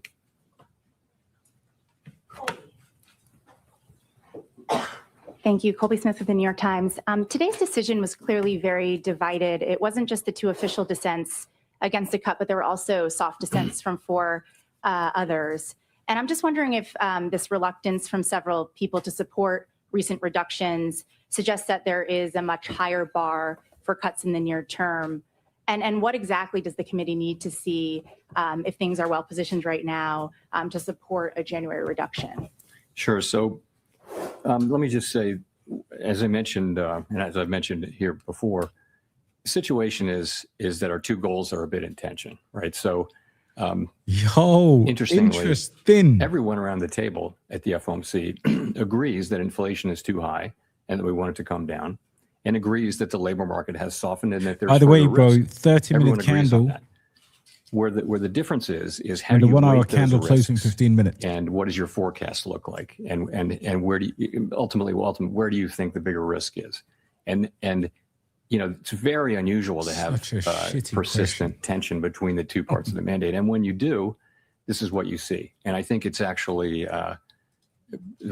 what you would expect to see, and we do see it. Meanwhile, the discussions we have are as good as any we've had in my 14 years at the Fed. They're very thoughtful, respectful, and you just have people who have strong views, and we come together and we reach. I think so, Peter. There is something that they're not telling us. A place where we can make a decision. We made a decision today. We had 9 out of 12 supported it, so fairly broad support.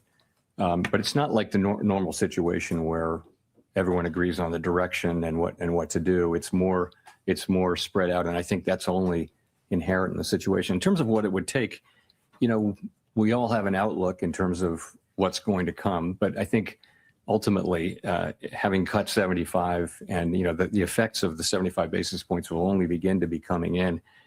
As I've said before a couple of times, we're well positioned to wait to see how the economy evolves. We'll just have to see. And we will get, as you know, quite a bit of data. Go take a piss, I should mention on the data, as long as I'm talking about it, that we're going to need to be careful in assessing, particularly the household survey data. There are very technical reasons about the way data are collected in some of these measures, both in inflation and in labor, in the labor market, so that the data may be distorted and not just sort of more volatile, but distorted, and that's really because data was not collected in October and half of November. So we're going to get data, but we're going to have to look at it carefully and with a somewhat skeptical eye by the time of the January meeting. Notwithstanding that, we will have a lot of the December data by the time of the January meeting. So we expect to see a lot more, but I'm just saying that the what we get for example, CPI or for the household survey, we're gonna look at that really carefully and understand that it may be distorted by very technical factors. And just one more question on dissents. I mean, you talk about in a very positive way, just given the complicated nature of the situation we're in economically. But is there any point in which those dissents become counterproductive, either to the Fed's communication and the messaging around the policy path forward? I don't feel that we're at that point at all. Man. I don't. I would say, lady, please. Again, these are good, thoughtful, respectful Allow discussions. Your shit questions, man. And we don't want to talk people about. Say, and you hear many outside analysts say the same thing. I could make a case for either side. I mean, I could make that case. It's a close call. We have to make decisions. Yeah, bro. And we always hope that the data will give us a clear read, but in this situation, you have competing. If you look through the SEP, you'll see that a very large number of participants agree that risks are to the upside for unemployment and to the upside for inflation. So what do? You've got one tool. You can't do two things at once. So at what pace do you move? What size moves do you make, and that kind of thing? And what's the timing of them? It's a very challenging situation. I think we're in a good place to, as I mentioned, to wait and see how the economy evolves. No significant dumps. Nick Timmeros of the Wall Street Journal. The hourly candle. Chair Powell, there's been some discussion recently of the 1990s. In the 1990s, the committee did two discrete sequences of 3 quarter-point cuts, one in 1995-96 and one in 1998. And after both of those, the next move in rates was up, not down. With policy now closer to neutral, is it a foregone conclusion that the next move in rates is down, or should we think of policy risks as genuinely two-sided from here? So I don't think that a rate hike is anybody's base case at this point. That's dovish. And I'm not hearing that. What you see is some people feel we should stop here and that we're at the right place and just wait. Yeah, but it's quite some resilient, people feel right? like we should cut once or more this year and next year. But when people are writing down their estimates of policy of where it should go, it is either holding here or cutting a little or cutting more than a little. So I don't see that. I don't see the base case as involving that. So of course, a data set of 2, now 3 is not a big data set, but you are right about those 2 3-cut times in the 90s. If I could follow up, the unemployment rate has been rising very gradually for the better part of 2 years. And indeed, the statement today no longer describes the unemployment rate as remaining low. What gives you confidence it won't continue rising in 2026, especially when housing and other rate-sensitive sectors still appear to be feeling restrictive policy from the There's something different about Powell the tonight. 150 basis points in cuts prior to today. So I think the idea is that with now having cut 75 basis points more now and having policy, I'd call it in a broad range of plausible estimates of neutral, that will be a place which will enable the labor market to stabilize or to only tick up 1 or 2 more tenths, but we won't see, any kind of a sharper downturn, which we haven't seen any evidence of at all. At the same time, policy is still in a place where it's not accommodative, and we feel like we have made progress this year in non-tariff related inflation, and as tariffs come through, as they flow through, that'll show through next year. But as I said, we're well placed to wait and see how that turns out. That is our expectation, but we're going to start to see the data, and it'll tell us whether we were right or not.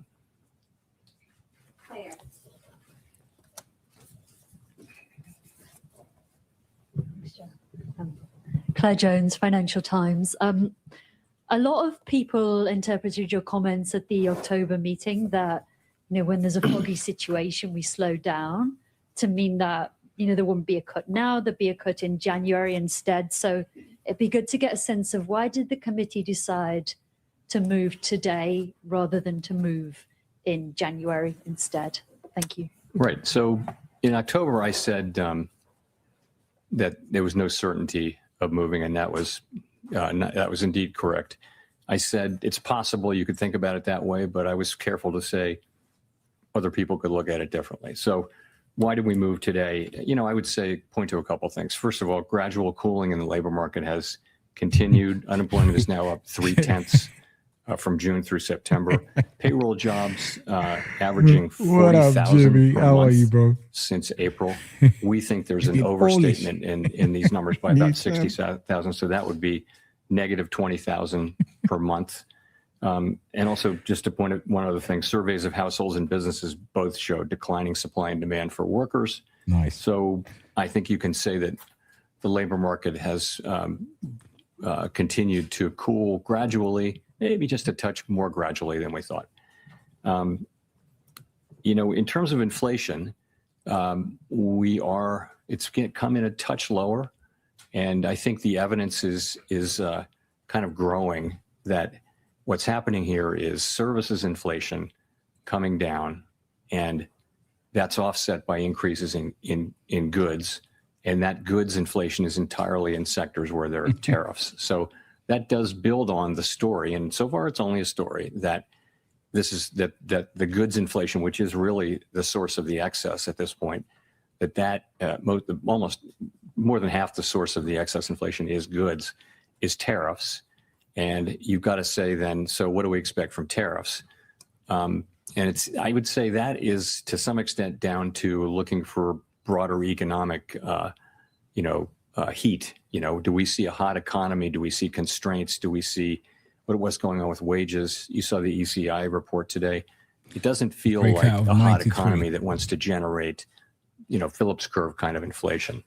So we look at all those things, and we say that this was a decision to make. It obviously wasn't unanimous, but overall, that was the judgment that we made, and that's the action we took. Just on the ample reserves point, how concerned were people around the table about some of the tensions we've seen in many markets? Lay it out. I wouldn't say concerned. So what really happened is this. That are way more balance sheet shrinkage, sometimes called QT, went on. We had a framework in place for monitoring it, and nothing happened. The overnight reverse repo facility went down pretty much close to zero. And then beginning in September, the federal funds rate started to tick up within the range, right? And it ticked up almost all the way to interest-on reserve balances. There's nothing wrong with that. What that's telling you is that we're actually in reserves, in an ample reserves regime. So, we knew this was going to come. When it finally did come, it came a little quicker than expected, but we were absolutely there to take the actions that we said we would take. So, and those actions are today. So, we announced that we're resuming reserve management purchases. That is completely separate from monetary policy. It's just we need to keep an ample supply of reserves out there. Why so big? The answer to that is, if you look ahead, you'll see that April 15th is coming up, and our framework is such that we want to have ample reserves even at times when reserves are at a low level temporarily. So that's what happens on tax day. People pay a lot of money to the government, reserves drop sharply and temporarily. So this seasonal buildup that we'll see in the next few months was going to happen anyway. It was going to happen because April 15th is April 15th. There's also a secular ongoing growth of the balance sheet. We have to keep reserves, call it constant as it relates to the banking system or to the whole economy. And that alone calls for us to increase about $20-25 billion per month. So that's a small part. That's going on. What's the bigger part? It's also happening in the context of a temporary few month front loading to get reserves high enough to get through the tax period in mid-April. So that's what's happening there.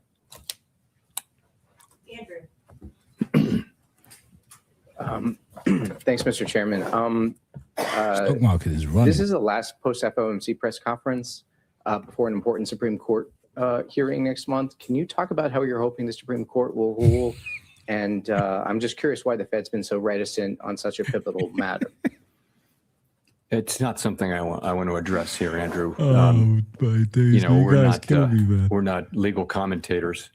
It's before the courts, and we think we don't think that we help matters by trying to engage as a public discussant of that. I'll give you a mulligan though. No, thanks. I don't know if that means I get 3 questions, but just he's one on more. fire tonight. Is this JP? The 1990s question, and like, do you see that as a useful model for thinking about what is happening in the economy right now? I don't think it rises to that level. So I It's did today's think head, that guys. in 2019, where we cut 3 times, but you know, this is such a unique situation. It's not the 1970s, let's put it that way, but we do have tension between our 2 goals. And so that's just unique in my time at the Fed. And I think going back a long ways, we haven't had that in our framework. Our framework, as you know, says that when that's the case, that we try to, take a balanced approach to the 2 things, and we look at how far they are and how long it would take to get them back to each of them back to the goal. And that's a very subjective analysis, really, but it just tells you you've got to. Yeah, look at the I think gold ultimately candle. what it says is when they're broadly equally That's how threatened right there. or equally at risk, you should be kind of neutral. Just looked at this. Because if you're Under either 300. accommodative or 305 or in a tight, single candle. you're favoring one or the other goal. And so we've been sort of that's a beautiful moving move. in the direction of neutral. Now we're in the range of neutral. We're in the high end of the range of neutral, I would say. And that's what we're doing now. Well, let's break out It of so happened 93 that Bitcoin. we've cut 3 Come times. on. That, we haven't Let's made get any to decision 94. about January, but as I've said, we think we're well positioned to wait and see how the economy performs. Edward. He's on fire tonight. I don't know what he's doing. Thanks, Mr. Chairman. Edward Lawrence with Fox Business. I wanted to ask you, the inflation expectations has come down in your SEP report. Yeah, Do you see the moving. tariff price increases as passing through in the next 3 months? Is it a 6-month process that we're looking for that to end? And then because of that, is jobs the threat to the economy? So with tariff inflation, there's the announcement of a tariff, and then there's, they start to take effect, and then it takes some months. Goods may have to be shipped from other parts of the, it may take, quite a while for an individual tariff to take its full effect. But once it's had that effect, then the question is, isn't that just a one-time price increase? So we actually look at it, all of the announcements and what you get from all that. You see sort of for each one of them, there's a time period and then it's fully in. So if there are no new tariff announcements, and we don't know that, but let's assume there are no major new tariff announcements, inflation from goods should peak in the first quarter or so, right, or roughly. We haven't been able to predict this with any precision. No one is. But call it the first quarter or so of next year should be the peak. Absolutely, and bro. From It's here, peanuts. it shouldn't be big. It should be 50,000 a coin, 10,000 a even less than coin. that. We don't Future really with that have thing would precision be on this. absolutely But, immense. and after that, again, if there are no new tariffs that are being announced that will take 9 months to get Exactly, fully in, bro. 9 months I is agree also with an that, estimate. man. Then you should He's start to see leaving that a coming legacy. down in the back half of next year. And I want to He's see if I could address undestroyable. sort of the elephant in the room. The president's been talking openly Absolute about facts, yeah, bro. a new Fed chairman. Does that hinder your current job right now? Let's Or manifest. change your How thinking slash at is all? raised to 0. Prints another 5. That's right. No mulligans for it.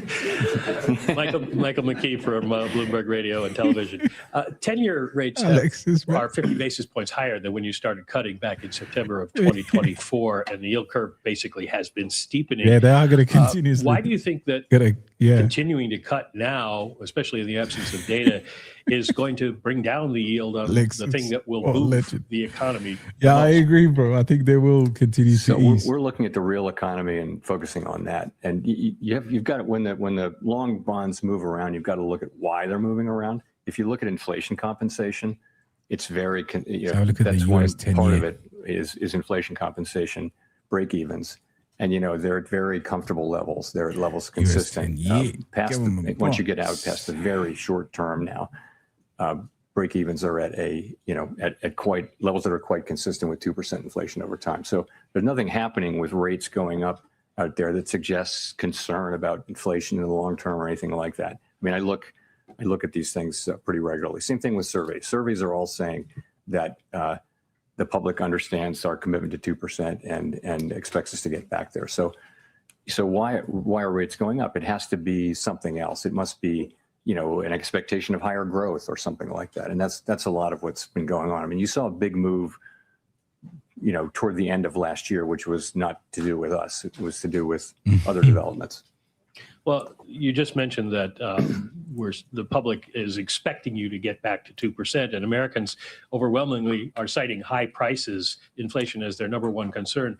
Can you explain to them why you're prioritizing the labor market, which seems relatively stable to most people, instead of their number one concern, inflation?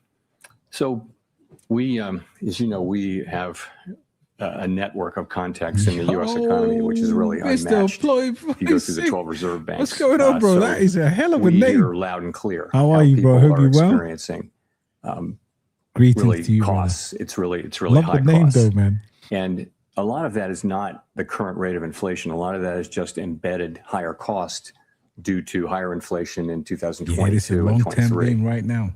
So that's what's going on. And so the best thing we can do is restore inflation to its 2% goal. And our policy is intended to do that, but also have a strong economy where real wages are going up, where people are getting jobs and, Russell and is up, earning money. breaking out. And Take a we're look, going to need bro. to have some years where real That means the compensation total is higher. three It's is positive, imminent. significantly positive. So nominal wages are higher than inflation for people to start feeling good about the affordability issue. And, so we're working hard on that. We're trying to keep inflation under control, but also support the labor market Holy and crap. strong wages Guys. so that people are earning enough money and We're feeling back in a bull market, economically bro. healthy again. Oh, look at this on the weekly. That's insane. Hi, Victoria Guida with Politico. Just to follow up on that, I mean, this is now the third time that you've cut this year and inflation is around 3%. So is the message that you're sort of trying to send with that you're okay with where inflation is for now, as long as people understand that at some point you still want to get back to 2% because inflation is relatively stable where it is? Everyone should understand, and the surveys show that they do, that we're committed to 2% inflation and we will deliver 2% inflation. But it's a complicated, unusual, difficult situation where the labor market is also under pressure, where job creation may actually be negative. Now, supply of workers has also gone way down, so the unemployment rate hasn't moved that much. But it's a labor market that seems to have significant downside risks. Yeah, People care a Russell's lot just about broken that. out. That's their jobs. That's their ability, if they get laid off or if they're entering the labor force, to find Broke work. out, broke down. So that's really retest. important to people. The story with inflation, and we're well aware that this is a story at this point, is that if you get away from tariffs, inflation is in the low 2s, right? So it's really tariffs that's causing So if Trump comes out, most of the inflation overshoot. And we do think of those as likely to, in the current situation, as likely to be a one-time price increase. Our job is to make sure that it is, and we will do that job. But right now, you've got this difficult balance, and there are risks to both. So that is the single most bullish thing he said all night. And I'm sure the markets would react to that. So basically, the added pressure of the tariffs, I think it's now in Trump's court. I think Powell played it very well there, in my opinion. Because if you think about it, he's saying real inflation is 2% minus the tariffs. So you come out, and obviously the damage has already been done. I think, that is a self-defeating prophecy, in my opinion, regardless of the stimulus checks. But this was key, man. Let me run that back because that's important. That's as important as them announcing some kind of a buyback in the market, in my opinion. Let me just go back here. That's our key takeaway right there. That will be a place which will enable the labor market to stabilize or to only tick up 1 or 2 more tenths. But we won't see, we remain committed to supporting maximum employment, And bringing that's our why inflation the charts sustainably down reacted to our 2% immediately. goal and keeping longer-term inflation expectations well anchored. Our success in delivering on these goals matters to all Americans. We understand that our actions affect communities, families, and businesses across the country. Everything we do is in service to our public mission. At the Fed, we will do everything we can to achieve our maximum employment and price stability goals. Thank you, and I look forward to your questions. Howard. Thank you. Howard Schneider with Reuters. Just first turning to the statement, just to be clear, we're on the same page here. The insertion of the phrase, considering the extent and timing of additional adjustments. Yeah, markets have reacted to that. That was the big one. On hold until there's some clearer signal from inflation or jobs or the evolution. Listen to this. Listen to this, guys. Baseline outlook. So yes, the adjustments since September bring our policy within a broad range of estimates. Yeah, markets reacted to that. And as we noted in our statement today, we are well positioned to determine the extent and timing of additional adjustments based on the incoming data, the evolving outlook, and the balance of risks. That new language points out that we'll carefully evaluate that incoming data. And also, I would note that having reduced our policy rate by 75 basis points since September Bitcoin. and 175 basis points since last Go September, shorty. Fed funds rate is now within a broad range of estimates of I its just want to neutral see value, shorts and we liquidated, are bro. well positioned to wait to see how the economy evolves. 94. Come on. And if I could follow up on the outlook there, it seems like with the additional GDP growth coupled with easing inflation and a fairly steady unemployment rate, this seems like a pretty optimistic outlook for next year. What's given rise to that? Is this an early bet on AI? Is there some sense of improving productivity out there? What's driving that? So a number of things are driving what's happening in the forecast. And I would say if you look broadly at outside forecasts, you do see a pickup in growth in many of those now too. So it is it's partly that consumer spending has held up. Story, and so far it's only a story. Let's just get back to it. He said something there that literally ignited that. I mean, this is an hourly candle of Bitcoin, guys. Right? He dropped one nugget there, and I thought that was the nugget of the night. You know, again, real inflation would be around 2% if we don't have tariff inflation. And the fact that obviously they've reached out to the overnight lending markets. ETH, yeah, Russell is Russell 2000 is in price discovery. Let's have a look at these. That's the breakout there. What's Casper doing? Casper is quite stagnant at the moment, hasn't reacted to the market as aggressively as the others. I mean, let's look at the daily chart. Yeah, Casper is a late mover here.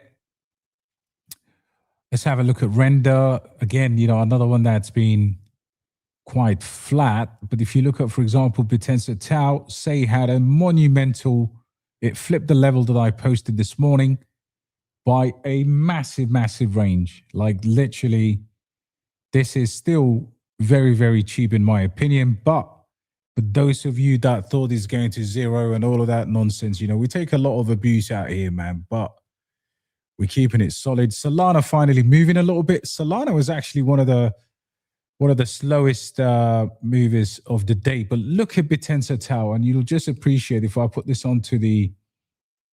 Let's put this on this candle here. Sorry, the half an hour chart. Look at that. You know, Tau is gonna break. It's gonna go above 115 any moment. So look, it seems to me we've just got two massive, massive nuggets, in my opinion. And we've got Jerome Powell, who's incredibly dovish. And of course, you know, we've got Spurs fans in the building as well.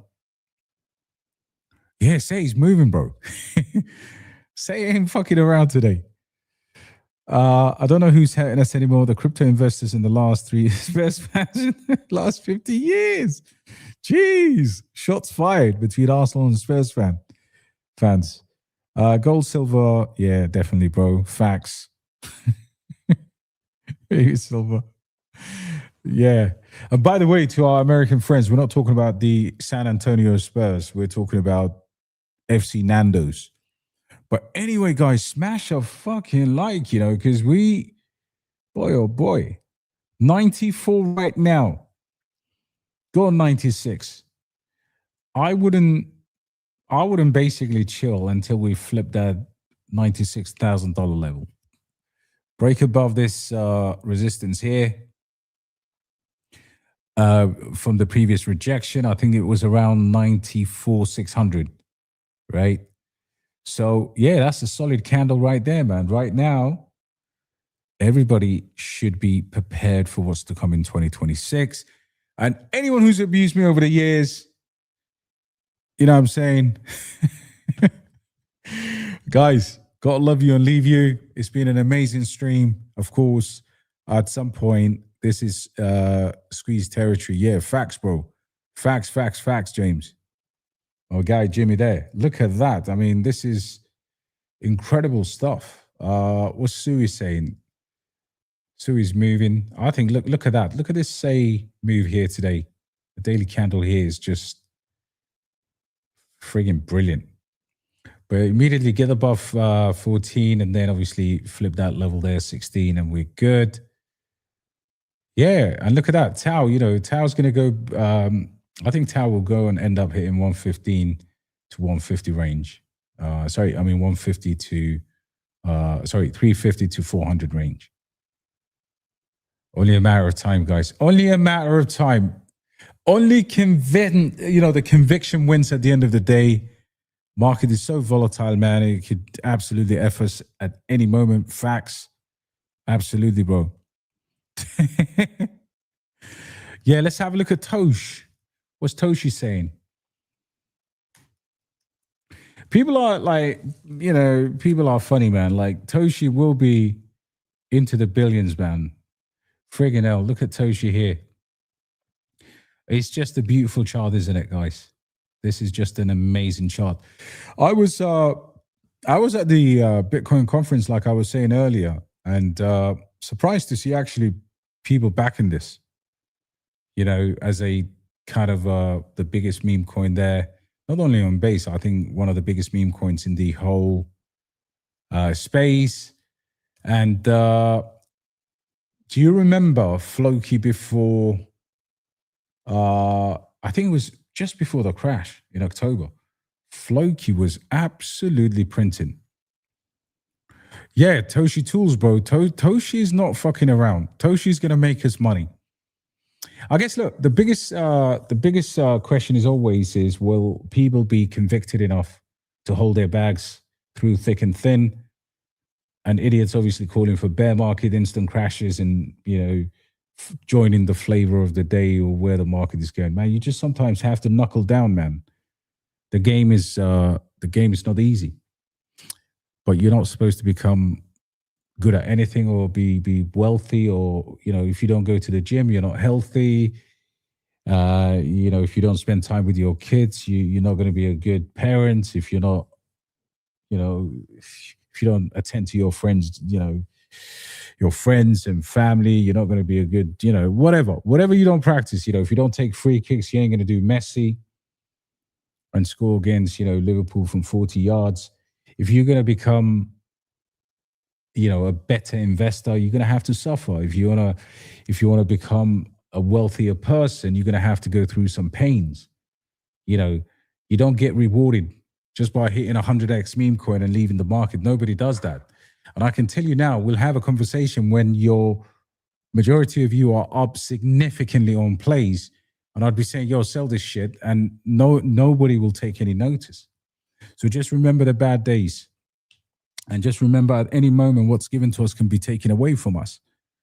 The biggest learning curve is when you go out with the whales, when you see people that have made money. I was chatting to Da Vinci Jeremy the other day at the Bitcoin conference, and I couldn't believe. I mean, at the end of the day, it was like the shit that guy suffered. And he lives in Dubai now. He's wearing $10,000 sneakers, whatever. But the pain people go through, I think that is the sign of those who stick to it. I think at some point will make crazy money in the space. Nothing is guaranteed, but when you have your 500% moves or whatever, just don't get greedy. And yeah, that's a real talk for me, man. Yes, bro, I still do hold my cockroach, but until we get to a certain degen level, there's a lot of degen plays that I actually hold. A lot of meme coins that I will actively talk about that currently don't really I don't talk about based on the fact that you've got projects that you can put the money into for longer term conviction. So if I spend all of my time, I mean, my bag is generational. I've got I've got a crazy number, 2 billion plus. It's sorry, not 2 billion. About just under 2 billion, I think, overall. Yeah, 500 million. Yeah. So at the end of the day, I mean, there will be a day that I actively tell you guys to gamble. And I am gambling with the likes of, Kokoro. I have Mavia. I have Lofi. I have smaller cryptocurrencies that will definitely do well over time. But my main focus has been on infrastructure plays, RWA, AI and DePIN, and of course, main layer ones of specific, quality. That's been what that's gonna be what's gonna retire us in the long term. If you have $1 million in crypto, then you got to start with at least 2 million. Reverse psychology. Damn. Minus 50% just to come to the table. Yeah, I think, guys, look, long term we're bullish. I think we will. Alexis, man, you're just unbelievable, bro. So funny, man. But yeah, guys, look, AI tech as well. Look, if you look at AI tech, if you look at the charts here, you mostly see like large caps. But let me just go to this list here. So this is like a mad list here of degen plays. This is, for example, the lithium AGI at 1 cent, right? So there will be time and space. Look at the downtrend here.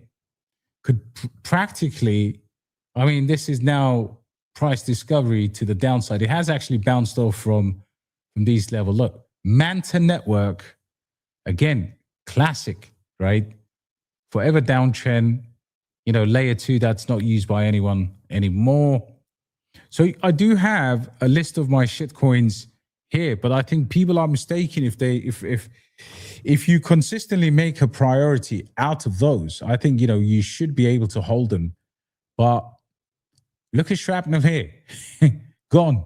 I wonder what Superman has to say about these, because that is, but AI tech, if you look at this list here, it ain't about the tech. It's about really speculation, right? It's not like a big kind of cryptocurrency that is going to revolutionize the way we see data centers. That is for sure. I know that. And in my opinion, it is still a cryptocurrency with AI agents. And when the AI agent meta hits, this is going to do really, really well.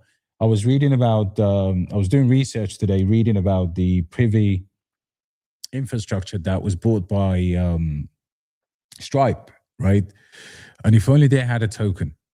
So there's like the stuff in fintech that's going to overflow to crypto. There's going to be AI projects that come out at some point in the future that will revolutionize.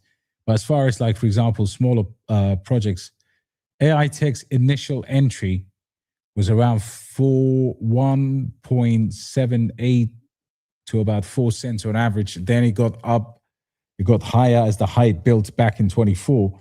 But I do believe some of the smallest cryptocurrencies that we have that we're not even thinking about right now in our portfolio, I think those will absolutely have a banging time. Their time will come. You have the gaming coins. Look at Corpo World, from $1 to 60% of a penny. Look at who talks about ZF, even though like now it's on Monad. Look at this. Merlin Chain has been, I have to admit, if you look at a chart on the daily, and look at this, this is Merlin Chain, man, pump and dump, but look how slow, look how steady it is. You can take its DNA. This has been one of the best performing crypto assets in the dump. And this is a BTC layer 2, nobody gives a shit about. But the way the price has been ranging, right, has made me believe that they had this recent pump from the lows. Look at Octospace, and Tariq there, big up Tariq.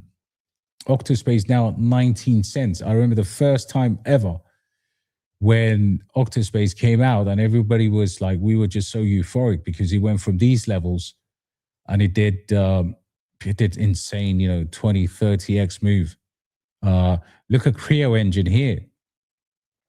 So as far as shitcoins are concerned, I stopped tracking it like a time ago.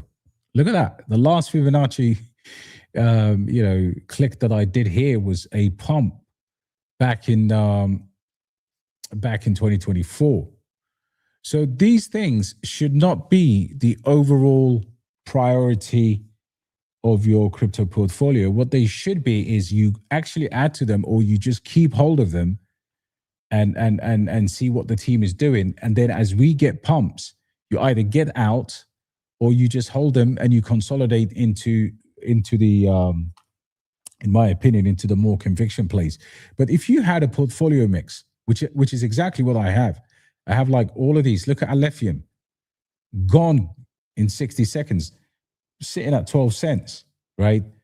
AGI at one point was almost over 50 cents. Now it sits at 1 cent.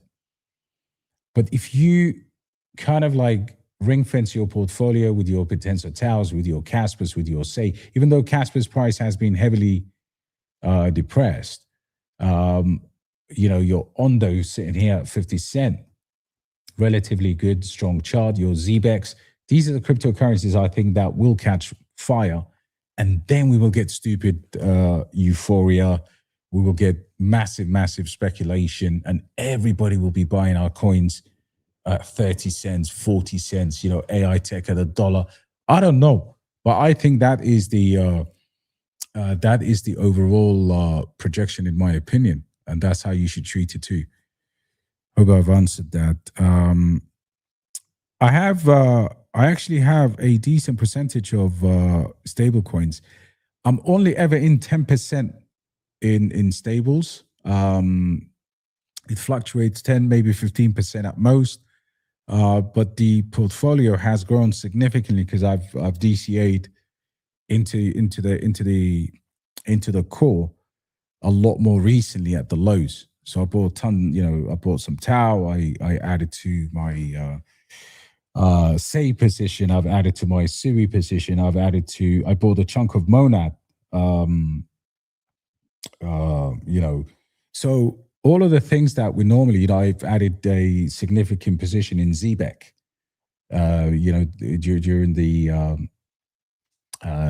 During the last few weeks, I actually bought Toshi, and I bought Lofi. Of all things, I've actually added to some Lofi. I did buy $1,000 of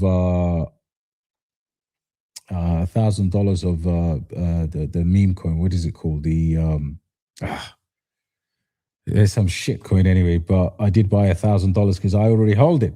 And would you believe it? Of all things, that was Foxy, of all things. So yeah, sometimes I degen. My Mavia bag now is north of 126K, I think, last time I checked. So that goes to $10. That goes to $5. I'm eating well. I'm eating very, very well. And it's not that every coin has to do 100x, and not everyone's going to have 100 different coins. But overall, I think conviction, if Tau in the next 5 years, I'm happy to hold no matter what happens. And then the smaller stuff I'll be able to trade and knock them off. But I'm not actively buying shit coins, I can tell you right now. And the example is, I remember having an investment of, I think it was around 50K over several months, DCA'd into 2 sets of bags. I think one of them was like a SAY DCA. The other one was a Tau DCA. And then the market dropped and my Tau bag remained, SAY absolutely got battered. And in the long term, it will do very well. But I think what was really important was seeing the comparisons between the 2 bags. The 2 bags were way different. All right, people, I have to go now. Love you loads. and even those pussies who actually don't come here anymore. But I'm super, super tired. I'm going to get some sleep. Have a great night, and God bless you all. And let me know if we should do another live stream, guys. You know, we haven't been active lately. You know, I've spent most of my time doing incredible write-ups in the Discord that 2 people read, which is quite funny. But the chart section on our Discord is absolutely bouncing. The Nansen research that Jimmy is doing, Madman is doing, and then we've got Caveman going out. You know, we've got our own little settlement. It's like The Walking Dead, basically. We're set up at Hilltop. Caveman goes out and gets gems. You know, Jimmy's looking at Nansen with me. You know, the other legends, Madman. We've got so many legends, man. We've got the Dutch brothers as well. I think, guys, I don't know if you've noticed, but that level of collaboration by any group who basically that we're just there to help each other, man. Like, honestly, it's beyond the point where we're not strangers. We're like a band of brothers and sisters in there, because at the end of the day, the hardest thing is to manage a group of people, the emotions, the egos, we don't have any of that. All we want to do, right? All we want to do is make money, and whilst doing it, when the dark days come, just have each other's backs. Just have each other's backs, and that's how we've been, man. We need live streams and trades in the Discord for sure, Faisal. Appreciate that, bro. Look, we have I have been flat out. To be honest, the cycle has kind of aged me, man. It's like 24/7. I mean, but what I've done the other day is I've reached out to some legends to try and help me a little bit, because no one man can do, see, call. If anyone tells you that, they are fucking lying. And that's the problem in crypto right there. So I'm relying on some amazing people. Pete, big up yourself as well if you're watching, brother. Muzzy, big up yourself. Cave, Belter. Like, there's so many people to name. Peter, like, I can't mention all of you. Steve. But what's important is we go in there, we set up the voice channel, and we jump on it, and then the legends. Like, for example, Polarity in our group. You know, Polarity, I've exchanged messages with Polarity, but I think he's one of the most unbelievable people in crypto, because he understands the macro. All right, guys? Yeah, absolutely, man. We'll all get together. God bless you all. I'll take a little retirement nap because Princess has swimming tomorrow morning. But God bless you all, man. See you soon. Take care. Look after each other.